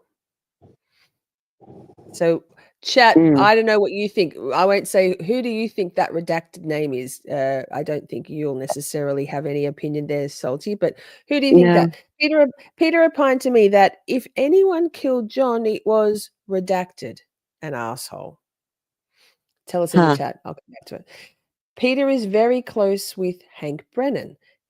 So Kate Peter is very close with Hank Brennan, the special prosecutor, and has had multiple conversations and meetings with him. Why? Kate Peter isn't a witness in this case. She's not. Why is she meeting with Hank Brennan if it's not to... Yes, that's it. Brian Albert starts with B and ends with Albert. Oh, you think Higgins? Interesting. I don't know. Higgins could be. We're not going to know. Probably. To me, I would describe Higgins as a bumbling idiot, sort of a pig, like a bit of a doofus. I would describe Brian Albert as an asshole. Brian Albert has beaten, 7 people with very similar injuries to what Officer John O'Keefe presented within those autopsy photos. Shelley says that's not good. Higgins, but no way. Yeah, so Brian Albert has a history of and he's a boss. He was a trained fighter. He was a boxer, right? And he Boston's Finest, the television show, and his shtick in that show was like the in the intro, the footage of the intro. It's him in the boxing ring wrapping his fists up with boxers wraps. So he thought he was like a Billy Badass. Oh, he is a Billy Badass. Anyway, so Peter is very close with Hank Brennan and has had multiple conversations and meetings with him. I have personally heard Peter on the phone with Hank Brennan. During a phone conversation between Kate Peter and Hank Brennan that I was present for and personally recognized Hank Brennan's voice, Peter told him that her people, air quotes, that her people leaked it to the media, referring to the federal investigation being over. So that's interesting because we all heard in that pre-trial motions hearing, whenever that was, maybe 2 months ago, that the Fed's investigation was officially over, but it had gone through social media like wildfire the week before that. So at number 11, as of April 15th, 2025, Peter is not talking directly to Hank anymore. We're using a third party to communicate now, close quotes. Number 12, Kate Peter says she is untouchable because of everything she is doing to assist the prosecution, and that no matter what violations I'm charged with, elected DA Morrissey, is keeping me out of jail. Peter asked me, number 13, Peter asked me to go and stalk Karen Reed in the Seaport with her and stated that Karen Reed stays at the Omni Hotel. She stated to me that we can take photos to sell the Daily Mail and that she has done that before. Number 14, Kate Peter informed me that Jennifer McCabe bought her a brand new sectional, so is that a couch, a lounge, as compensation for her assistance. Next page. Number 15, Peter was told by Jennifer McCabe that Jennifer McCabe informed Michael Morrissey that she is not testifying unless Turtleboy is in jail. Not happening. Michael Morrissey informed Jennifer McCabe that he would then have to subpoena her, and Jennifer McCabe then told Michael Morrissey, then we won't say what you want us to say. So why is it Michael Morrissey needing things to be said to get the conviction? I have a feeling Michael Morrissey has some skeletons in the closet and that Brian Albert has stuff over him. It's pure speculation. It's just a feeling I get. And there's just some things I kind of get feelings about. Right. Number 16, Peter got rid of her. Wait, where my mouse has gone. Peter got rid of her phone the day after Aidan Carney, Turtleboy, was announced on his live show that he was looking to get personal communications of Michael Morrissey. Peter said to me, they will never get communications between me and Morrissey, close quotes. That day, Kate Peter showed up to protest at the Karen Reed trial. The food stamp 5. These 5 girls dressed in blue, walking through the thing, screaming with their signs, like through the buffer zone. It was wild. It was wild. Peter said they will never get to me. She showed up at the Karen Reed trial. The day that Kate Peter showed up to protest at the Karen Reed trial, she informed me that Jen McCabe paid me for her show of support. Number 18. On March 16, 2025, Kate Peter told me that she went to meet with DA Michael Morrissey and Jen McCabe at an undisclosed location in Braintree. When Kate Peter returned home, she had a manila envelope in her hands. Hi, Butterfly. Good to see you. Kate Peter has informed me that she has seen emails that are subject to a protective order between Karen Reed's prosecution team and between the Karen Reed prosecution team and Jennifer McCabe. Number 20, Peter reported to me that upon request of Hank Brennan, she provided the spreadsheet of all of the Free Karen Reed Facebook supporters to the Commonwealth for his upcoming trial. Well, great. That's 80,000 people. That's a big list, me included. Incidentally, sidebar, Aidan Turtleboy, just in the last week or so, had his not his personal Facebook, but his sort of nom de plume Clarence Woods Emerson Facebook deleted, and his Turtleboy Facebook deleted. And then he tried to do it again, and Facebook took it down again. So people are reporting his accounts. And so now he's basically just going with his Turtleboy Daily News and Twitter and his YouTube, I think. Damn. Yep. So these people are playing hardball, right, to try and silence Aidan Carney because he is bad for the Commonwealth on every front.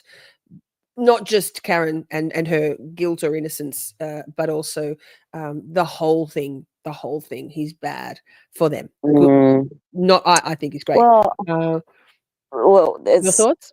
It just the fact that they feel that way says a lot. Yeah, well, you're not scared of someone who isn't actually a threat, are you? No, you're not. You're only afraid of somebody pointing out stuff. Right. Okay, so if he's out there spitting out facts and you can't handle it, then what do you do? What y'all need to sit down.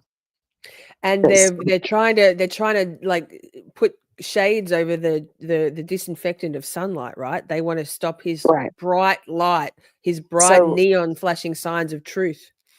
It's the prosecutors or whoever's theory that Turtleboy and Karen hook up behind the scenes to launch this massive campaign to help her and gain support. Absolutely, they did hook up. They did hook up. Right? They did. Right, but they tried. I knew they did, but I don't know. They put a grand jury. Well, they put to a grand jury when the first trial was going on to indict Aiden and Karen for witness intimidation, and the grand jury returned no bill. For They real, returned because no bill. I just remembered a little bit about that, but I didn't follow it. So they put it before a grand jury, and they said no. Yep, no bill. So, and the whole thing, they'll indict a ham sandwich. The grand jury could see no reason to indict on the witness intimidation for those two. Okay, and, well, that says a lot. So, Kate Peter told me that Hank Brennan is providing information to the federal authorities regarding Karen Reed and Aiden Carney because he wants them in jail for the trial. He told me, number 22, Peter told me that she is going to start rumors about jurors being afraid to serve because Turtleboy will go after them. And, second quote, everyone is working overtime to make sure that Turtleboy can't be in the courtroom for the trial. Well, we know how that ended. He is. Okay, so has this guy ever doxed jurors or went after jurors or? No. He had lots of their details. He had the 4 persons details and didn't ever. He alluded to the man's former profession as being a law enforcement officer, but never doxed him. In fact, a juror went on. One of the jurors, Ronnie, went on Aiden's show. When was that? 3 months ago? I don't know time. And spoke frankly. And Aiden also interviewed a couple of the other jurors, sort of in written, in transcript form, not yeah. So Peter admitted that she created the image of Karen Reed and Alan Jackson embracing. Well, no shit, obviously, and that was given to the Daily Mail. Did you see that one? So people were saying that Karen and Alan Jackson were canoodling out the front of a restaurant. Okay, so that was Kate Peter. I did see that. Okay, I saw here's how I saw it on X. And all I'm seeing is a little clip of Karen Reed and her attorney getting it on outside of a restaurant. I'm like, that doesn't look like that to me. It was easily debunked. Two people. It looked like 2 people to me on the tiny little clip I did see at first. It looked like 2 people to me who probably got to know each other pretty freaking well. Maybe cracking a joke and we caught him in an awkward moment situation or whatever. Salty, it was doctored. It was actually, it wasn't real footage. Wow. Right. So it was like a fake AI type. Yes, it was a fake. Yes. That's so stupid. Like, we don't even need that shit in these cases to start with. Why do we need it? Right. Well, because of all of this already. This is what all of it. That's because of all of this. This is Kate Pete. Right. This is part of that paid campaign. Exactly. Colors. I don't know the juror's 4 person's name. I haven't been watching Aiden for ages because I'm far too busy, and I've been meaning to get back to watching Turtleboy for the trial, but I've been just getting ready for our shows, y'all. No time to watch anything. I'm just doing homework 24/7. 24/7. Okay. Number 24. In early January, Kate Peter and I were discussing the Lindsay Gattani case against Aiden Carney. That's the fake victim. That's she was paid. Okay, we're probably going to get to it. I haven't read it yet. Lisa, keep reading. But Lindsay Gattani was the one who claimed that Aiden raped and threatened her. Something ridiculous. And that's what got him thrown in jail. That case got thrown out. Is that what happened? Because I only knew a little bit about that. Like I said, I only could see headlines, and I would just I wouldn't pay attention beyond that much. So I knew he had gotten arrested. I knew there was some kind of they wanted him in jail harassment charge or something. Or no, it was full blood. It was an intervention order, I think. Wow. But it was basically. It's very similar to this. She was having direct communications with investigators and even Michael Morrissey, I believe, the district attorney. I kind of forget that Aiden is reviewing the case right now live. Thanks, Bev, new shower curtain. We're doing this one here, but we can go and watch the replay of Aiden. I like our smaller chat. It's hard to stay up in Turtleboy's flying chat with no slow mode. But thank you for that. Yeah.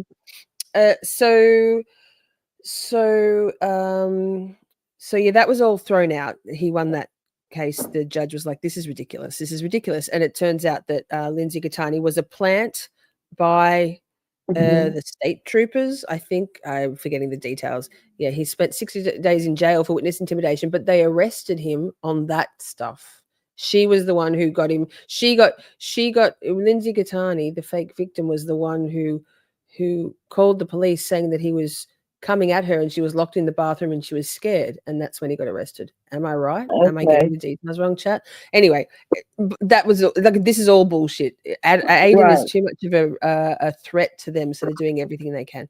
Exactly. Okay, so I mentioned something about Gattani being pregnant at the time, and Kate Peter interrupted me saying Lindsay was never pregnant. Yeah, we know that.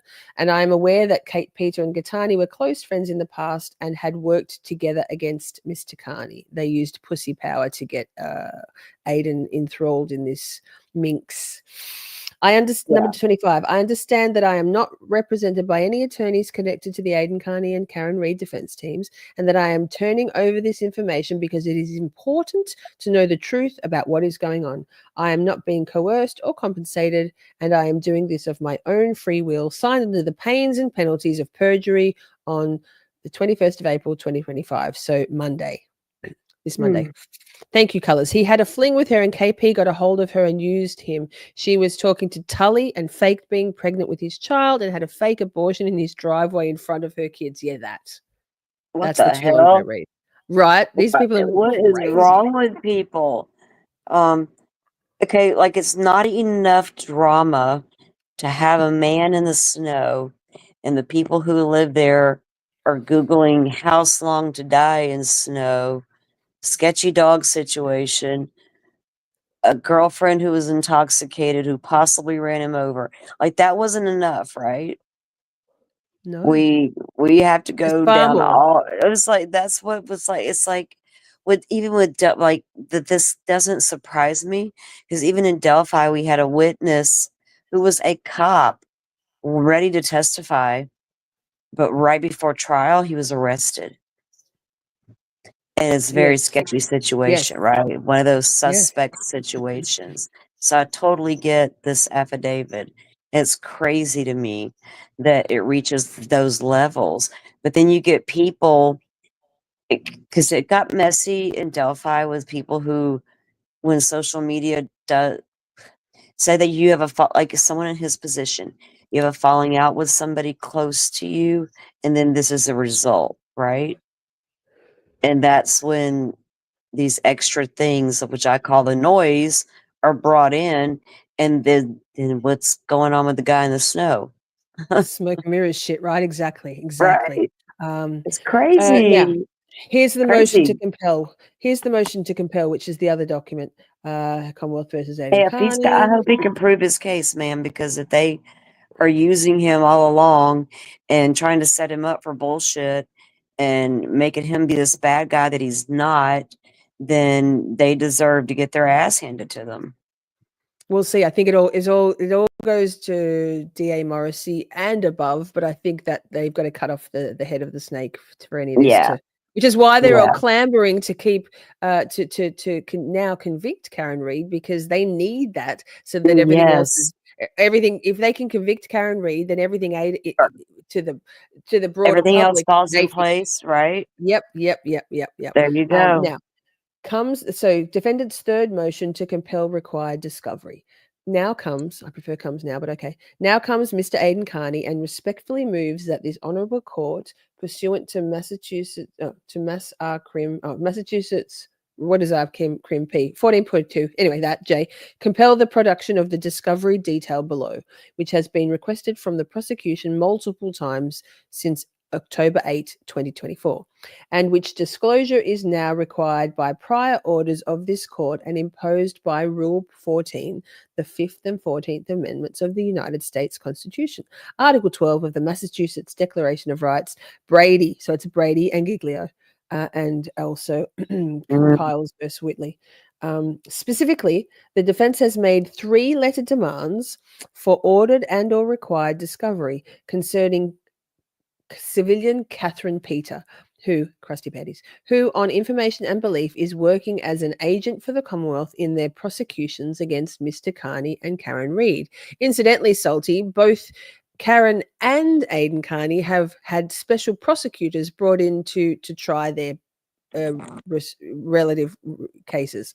Interesting. The actual DAs aren't. They're not down for it. I mean, LALLY had to, but now. Yeah. No, that's, well, I mean, we had a special judge brought in Delphi. Look what happened. Exactly. Why do you have to bring in special people unless there's something weird shit going on that the other people don't want to touch with the 10-foot pole? What's so special, right? That we got to have all that. Right. Yeah. Sus from the get-go. So it was suspect from beginning because of the charges alone. This murder charge. Upcharged too. She was initially arrested for manslaughter, and then when she wouldn't take a plea, they came back. Yeah, then when she wouldn't take a plea, they came back and arrested her unannounced. Didn't even tell Yannetti, her attorney, that she was going to be arrested, and came and Bukaki and Proctor came to her home and arrested her for the upcharge. Mugshot again. It's disgusting. That's that's crazy. No, that's a little. It was overcharged again. How do you go? What the hell changed to make you go from manslaughter to murder? Well, because she wouldn't take the plea. The plea was just plea to plea. She would. It wasn't a prosecution offer. It was she's going to fight these charges, the original charges. So they were scared they were going to lose. So that they were afraid they were going to lose. Why you don't upcharge? That's crazy. Well, because they were afraid they were going to lose because they knew that she didn't. This is not what happened, right? Yeah. So they dug in. True. Yeah. I guess so. Although, I guess they're digging in hard. They dug in real fucking hard, didn't they? And they keep digging. Yep. Yeah. Once they start digging in, it's hard for them to get out of it, and then they don't realize how big it's going to grow with these. Like, you know what I mean? Like, I don't think Canton expected it, and like Delphi didn't expect it to grow. With eyes on the cases like that, to highlight these problems, and they don't. Once they spiral, they're like, "Oh fuck, we can't put it back in the box now. We just got to run with it." Yep. Yeah. Although a first demand was made more than 6 months ago, the prosecution has neither provided the defense with any of the requested discovery still, nor indicated that none of the requested items or information are within the possession, custody, or control of the prosecutor, the prosecuting office, or any member of the prosecution team, see Rule 14, as amended on the 1st of March 2025. Indeed, the prosecution hasn't responded at all to any of the demands made in the October 8 and 17th, 2024 and March 29, 2025 letter demands, all of which describe in great detail the good faith basis for our belief that the prosecution is in possession of evidence that requires disclosure. So they are knowingly resisting, Rule 14 discovery violations. They're committing discovery violations that are probably Brady material, right? In addition to the outstanding discovery demands referenced above, Mr. Carney's defense has since received further confirmation that such evidence exists. That's the affidavit. Since significantly, this evidence is described in the sworn affidavit of an acquaintance of Ms. Peter, a copy of which is attached hereto as Exhibit A. As detailed by the sworn statement of the witness, Ms. Peter has admitted to the witness that she has had a long-standing relationship in which she has assisted the Commonwealth in their efforts to prosecute Mr. Carney and Ms. Reid. Ms. Peters' relationship with the Commonwealth and its key witnesses against Mr. Carney and Ms. Reid includes evidence that, among other things, she regularly speaks to the prosecutors, receives monthly payments from the Commonwealth, received items of value from Jennifer McCabe, was granted de facto. Yeah, so she got a couch from Jennifer McCabe as thanks. They love doing that in the McAlbert clan. She was granted de facto immunity from prosecution in exchange for her assistance with the Commonwealth. Here's one footnote. Ms. Peters' relationship with Special prosecutor Kenneth Mello, that's who's prosecuting Aiden's case, and the Massachusetts State Police are detailed in the October 8th, 2024 demand. They've altered, destroyed, and or disposed of material evidence, including the contents of her cellular phone, or Ms. Peter has, that would be favourable to Mr. Carney, admitted her intent to start rumours about Mr. Carney's purported harassment of jurors to further the Commonwealth's brackets, parentheses, unsuccessful, close parentheses, effort to ban Mr. Carney from covering the Reid case. Ms. Peter uses her social media platforms to help the Commonwealth circumvent a gag order in the Reid case. She stalked, harassed, and spied on Mr. Carney, Ms. Reid, and one of Ms. Reid's attorneys and supporters of Ms. Reid. Admitted that Lindsay Catani lied about a material fact relevant to her criminal allegations against Mr. Carney. Significantly, according to the witness' sworn statement, Ms. Peter admitted admitted to her that Jennifer McCabe issued an ultimatum directly to the District Attorney Morrissey in exchange for her favourable testimony against Ms. Reid.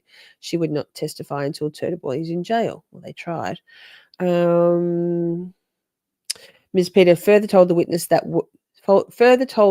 when McCabe was told that the Commonwealth can simply subpoena her, she replied that if her demands were not met, we would alter her testimony in a manner designed to harm the Commonwealth's case against Ms. Reid. Manipulate much, Jennifer McCabe? See Exhibit A. Ms. Peter further admitted to the witness that on March 16th, 2025, she met with Ms. McCabe and DA Morrissey in Braintree when the witness saw Ms. Peter shortly after that meeting. Ms. Peter had a manila envelope with her. Footnote 3. On information and belief, Ms. McCabe's use of the word we means that in addition to herself, the other key prosecution to whom she is close with would also not testify favorably for the prosecution unless Carney was in jail. None of the foregoing items or information has been provided by the defense to the defense team by the Commonwealth, despite several prior requests. Rule 14, yada, yada, yada. The prosecutor also has a duty to inform each member of the prosecution team who he has a reason to believe may be in possession, custody, or control of discoverable items or information, and to then inquire of each person as to the existence of such items or information. Rule 14. Thus, at a minimum, the prosecutor must address the issues raised in the affidavit and letter demands with DA Morrissey, Hank Brennan, Adam Lally, Laura McLaughlin, Kate Peter, Jennifer McCabe, Special Prosecutor Kenneth Mello, Brian Tully, who's the one in interviewing or prepping the witnesses for this trial with Brennan, and John Fanning, who was the Mass State Police trooper, still Mass State Police trooper, who was overseeing the care and safety of the jury in the first trial, and who also interviewed material witnesses in the Karen Reid case, and also was the one who told hearsay within hearsay told Judge Beverly Cannoni that the last remaining, one of the two last remaining clearly pro Karen Reid, free Karen Reid jurors, ostensibly, and she got turfed off the deliberating jury crew the morning of the closing arguments. Fucking wild. Any discoverable evidence must then be immediately collected and promptly disclosed. Rule 14. Prompt disclosure. Rule 14. Rule 14. We know Rule 14. Basically, they're Brady and Giglio. Brady and Giglio. I swear that Brady, you can't get away from. Can't get away from those two, right? Yes, Akasha. Oh my God, do you remember AJ saying not the royal you, actually you? Interesting. What? So in that was that Nuttall or was that to Whitley? Can't remember, but he did. It was Nuttall. Nuttall. Hey, Salty, give me your final thoughts on the first week so far, and maybe what do you hope to see next week in trial? Excuse me. Well, so far, I feel like they established the scene and they established what they think happened, the state, but they have not yet established to me that this woman did something intentionally and drove away, knowingly did it and drove away. Like, was just like they're laid it out, right? I don't see that yet. I saw witnesses that appeared to be nervous, intimidated, scared, something. Anxiety, was it just normal court anxiety? And I'm a juror, not knowing that they've already, you know, what all they've done, been through, or whatever. So telling like I don't know any of that. Like, what's up with these witnesses being like this? And I don't like if grand jury testimony changes because that should be fresh, right? Because that happened more recent than now. Like, we're talking a long time ago. So that should be a more accurate account than the one you're telling me today. But you want me to believe your better memory is today. But you're also telling me at the same time you don't recall. So you're already out with a red flag. So I'm not seeing the prosecution's not impressed me yet at all. So if they want me to get there, they better start bringing me something next week. And the text messages they've shown me so far didn't establish a woman scorned, a woman pissed, a woman out to get this man. It showed me the opposite. So. And now what do you, so far you haven't seen any intent there or any rageful, vengeful woman. So Arca voir dire on Monday. What are you hoping to see next week that might better inform you of the Commonwealth's case or solidify it in your mind or dispel, you know, the Commonwealth's going to have to prove beyond a reasonable doubt that a car hit him, flung him where they claim he landed, prove that broken up taillight came from her car the way they say it did, prove his body laid in the snow all night long. Because the defense is going to tell me that's not what happened. So you need to tell me that's exactly what happened. I don't know if they can get there.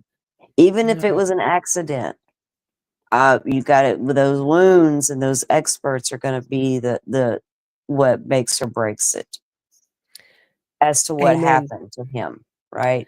Man versus dog or car. And it's sus that the dog has bit other people. And then after this man is attacked and this dog might be a possible thing, this dog is suddenly gone. That's not cool. Now the whole house is gone too. Not only did you remodel your basement, but you got rid of the whole damn house. I mean, come on. Sus. Shelley wonders, question Salty, what are your thoughts on evidence collection techniques? Do you mean generally, Shelley? Do not even get me started, because I love some good evidence and that solo cup shit. What the hell's up with that? I'm from the South, right? Where solo cups are a thing, but come the hell on. Are they in the police trunk cars? Is that in the trunk cars? Is that what you use in your little kits? Is that what you got? Right?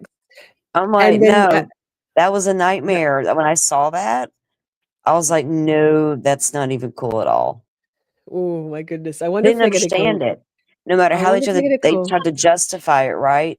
I'm not sure how, because I remind you, I didn't watch the trial. So I don't know how they ended up trying to justify what they did.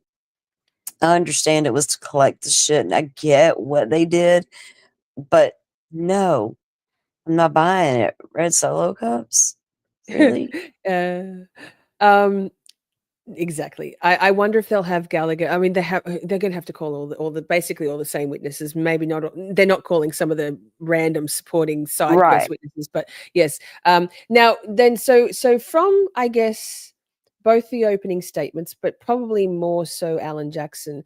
Which witnesses that he spoke about, material witnesses, not lay people witnesses, which in particular are you most looking forward to hearing from say the McAlbert folk, the Jennifer McCabe's, the McCabe's? Which of them are you most looking forward to hearing from?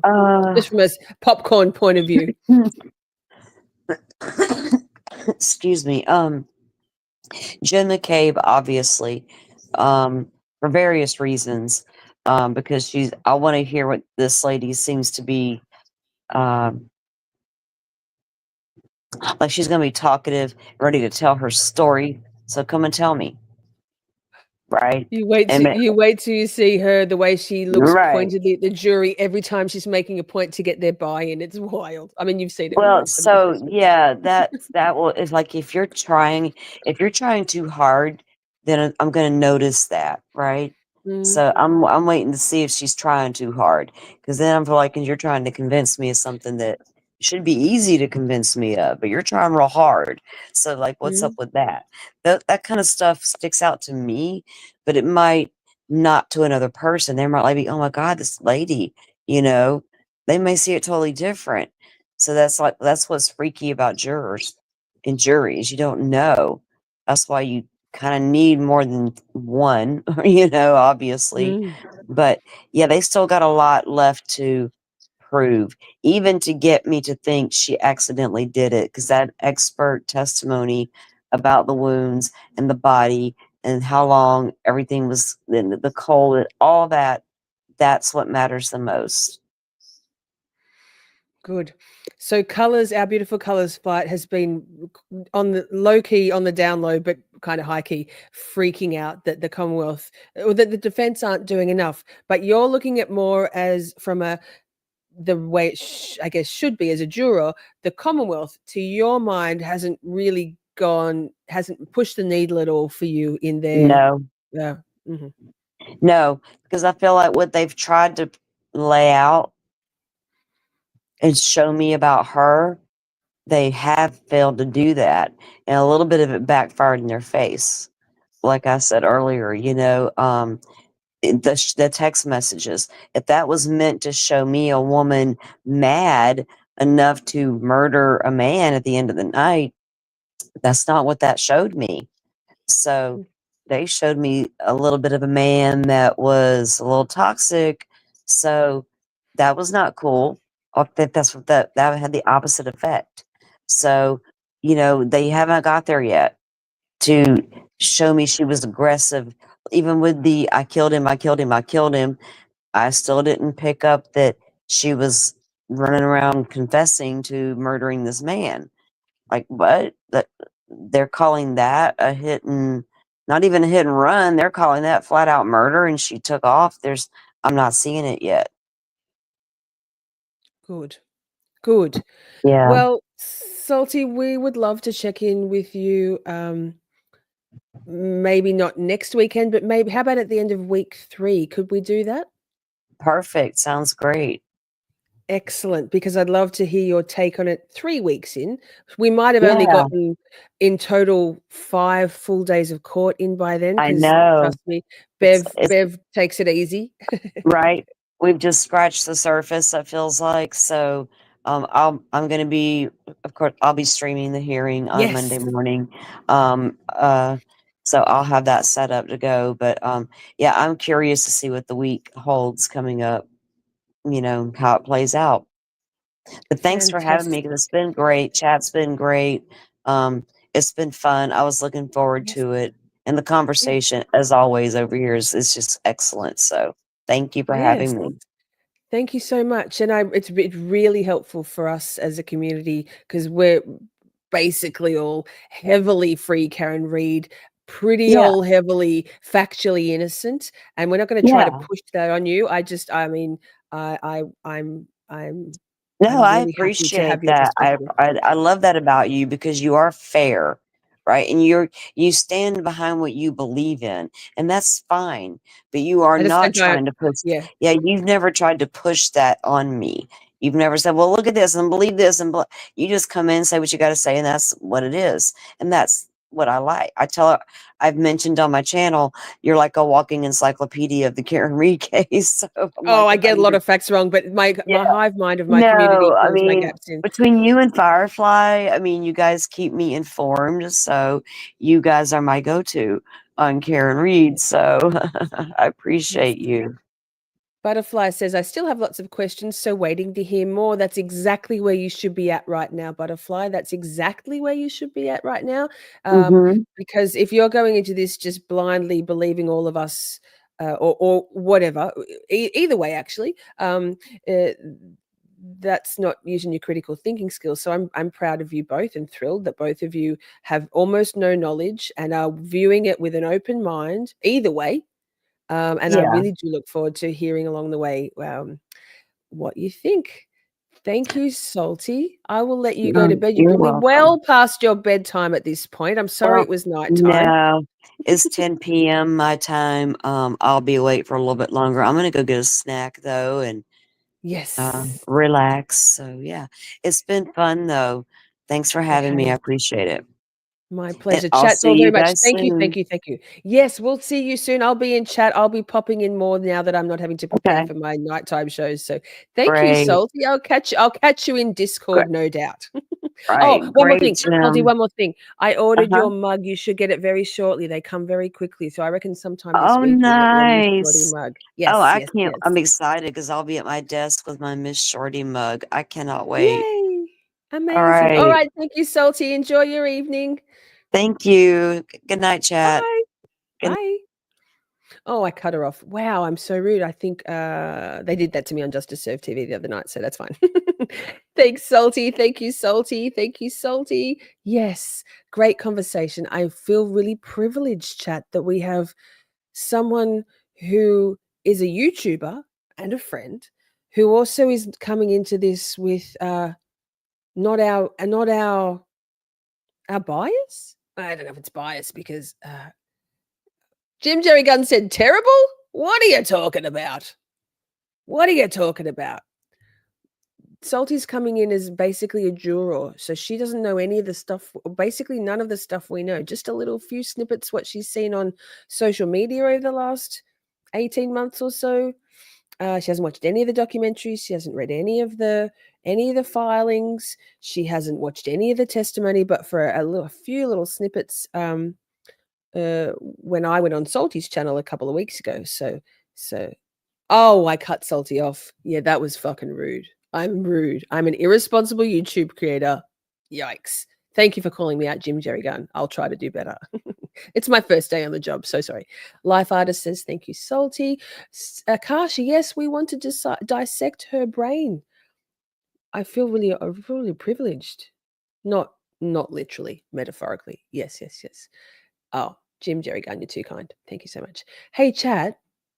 10 Nights of Shorty. We did it. I'm taking my earballs out. Well, not my earballs, my earbuds. I've had a really beautiful time with you all. I really have.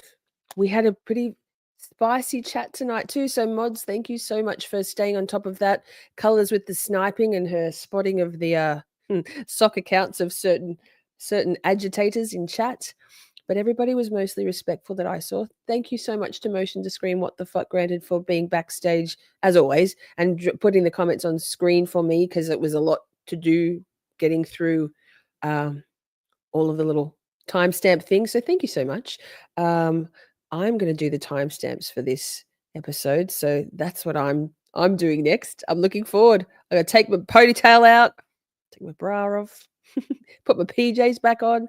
We did it. 10 Nights of Shorty. Thank you all so much, Mods, also for being here basically every night. That's a big commitment. And I really appreciate you all so much, so much love.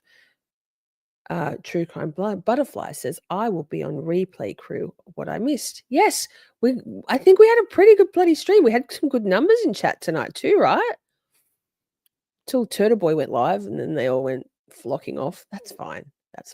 We're going to miss you next week. I'm going to miss you all too. It's going to be surreal to have a whole week and then be back. What the fuck? I'm sad. I was late. Now what do I do? Replay crew. Same as Shunt One. Hi. Replay crew now. Yes. Thank you all so much for being here. I'm going to go and pour a wine. I didn't have any wine left. Yesterday, I had to order some from DoorDash. Accidentally ordered a mega pint. So that. I love you all very much.